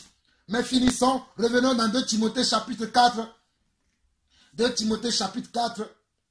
Nous arrivons au verset 9, il dit, « Viens au plus tôt vers moi, car Démas m'a abandonné par amour pour le présent siècle, et il est parti pour Thessalonique. Crescent est allé en Galatie, Tite en Dalmatie. » Regardez, l'apôtre Paul cite encore des noms ici, des noms de ses accompagnateurs, ceux qui ont abandonné. Il précise aussi, vous comprenez pourquoi nous dénonçons aussi ceux qui font naufrage par rapport à la foi, ceux qui sont des bricoleurs, nous allons les dénoncer, car cela est la volonté de Dieu. Cela est de la volonté de Dieu que nous dénoncions les bricoleurs. Mes frères, ce n'est plus l'heure de la récréation. L'heure de la récréation est terminée. Ce n'est plus l'heure de la pagaille. La pagaille est finie. Maintenant, c'est le temps de bonnes choses et de meilleures choses. L'excellence de Dieu nous a touchés. L'excellence de Dieu est rentrée dans nos vies. Nous n'acceptons plus la pagaille. Nous n'acceptons plus la distraction. Nous refusons ces choses et nous les dénonçons. Verset 10. Car Démas m'a abandonné pour amour. Regardez pourquoi il a abandonné par rapport à l'amour pour le présent siècle. Vous qui avez de l'amour pour le présent siècle, vous savez où est-ce que vous allez. Vous irez en abandon.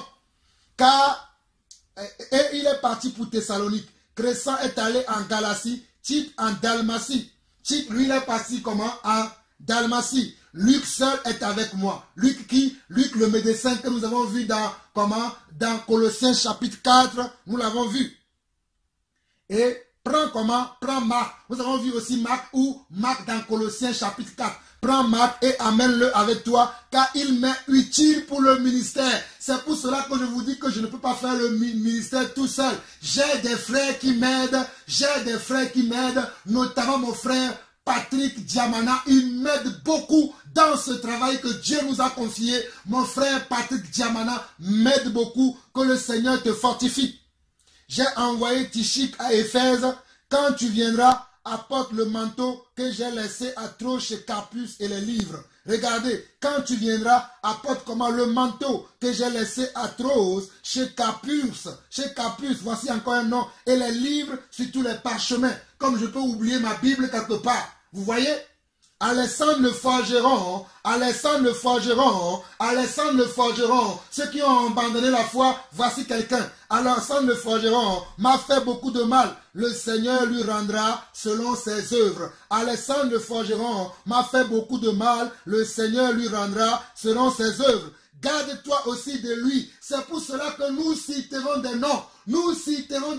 Je citerai des noms. La pagaille est arrêtée. La pagaille c'est fini. Soyons sérieux dans l'œuvre de Dieu.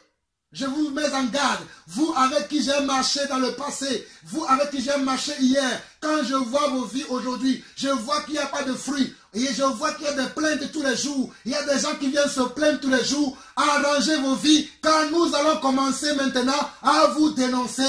Nous avons eu du temps pour vous donner le temps que vous allez changer. Mais vous ne changez pas. Nous allons commencer à vous dénoncer publiquement. Parce que ce n'est pas la pagaille, l'œuvre de Dieu. On ne fait pas l'œuvre de Dieu avec la pagaille. C'est bon maintenant.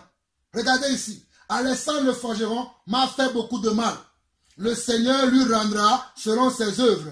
Garde-toi aussi de lui, car il s'est fortement opposé à nos paroles. Il s'est fortement opposé à nos paroles. Il y aura encore des gens qui seront fortement opposés à cet enseignement. Mais cet enseignement vient de la part du Seigneur pour son Église. Que l'Église qui a des oreilles entend ce que l'Esprit dit à son Église.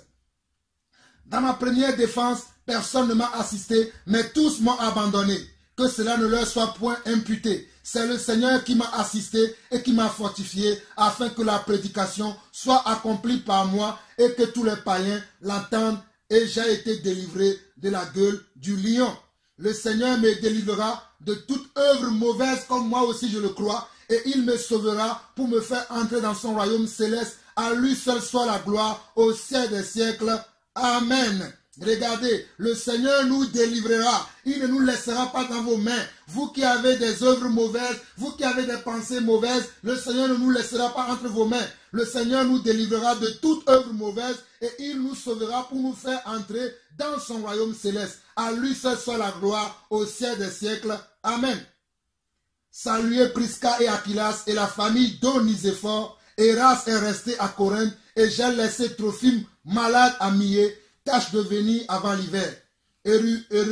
Ebulus, Prudent, Linus, Claudia et tous les frères te saluent. Voici encore un nom ici, Claudia, encore une sœur, Prudent, Linus et Ebulus, ce sont des hommes. Et tous les frères te saluent. Que le Seigneur soit avec ton esprit, que la grâce soit avec vous. Mes frères, c'est ainsi que nous finissons la 4e partie de l'appel de Dieu aujourd'hui. C'est ainsi que nous la finissons. Nous la finissons sur ces passages de 2 Timothée chapitre 4 que nous avons lu jusqu'à la fin. Que la grâce et la paix, selon la conclusion de l'apôtre Paul, soient avec l'un et l'autre, soit avec vous tous. Que la paix et la grâce de Dieu vous soient multipliées dans vos maisons, que la grâce et la paix de Dieu vous soient multipliées, encore multipliées, encore multipliées, encore multipliées, et que la communion avec le Saint-Esprit soit notre partage. Que la communion non pas avec la chair et le sang, mais la communion avec le Saint-Esprit. J'insiste sur ce point, que la communion avec le Saint-Esprit soit notre partage. Seigneur, tu es bon. Seigneur, tu es bon. Seigneur, tu es bon. Oh Jésus, tu es bon. Jésus, tu es bon. Jésus, tu es bon. Adonai, tu es bon. Adonai, tu es bon. Adonai, tu es bon. Elohim, tu es grand. Elohim, tu es grand. Elohim, tu es grand. Yehoshua, tu es grand. Yehoshua, tu es grand. Yehoshua, tu es grand. Oh Hachem, tu es grand. Hachem, tu es grand. Hachem, tu es grand. Hachem, tu es grand. Dieu d'amour, tu es grand. Dieu d'Élie, tu es grand. Oh Dieu d'Élie, tu es grand. Jésus, tu es grand. Jésus, tu es grand.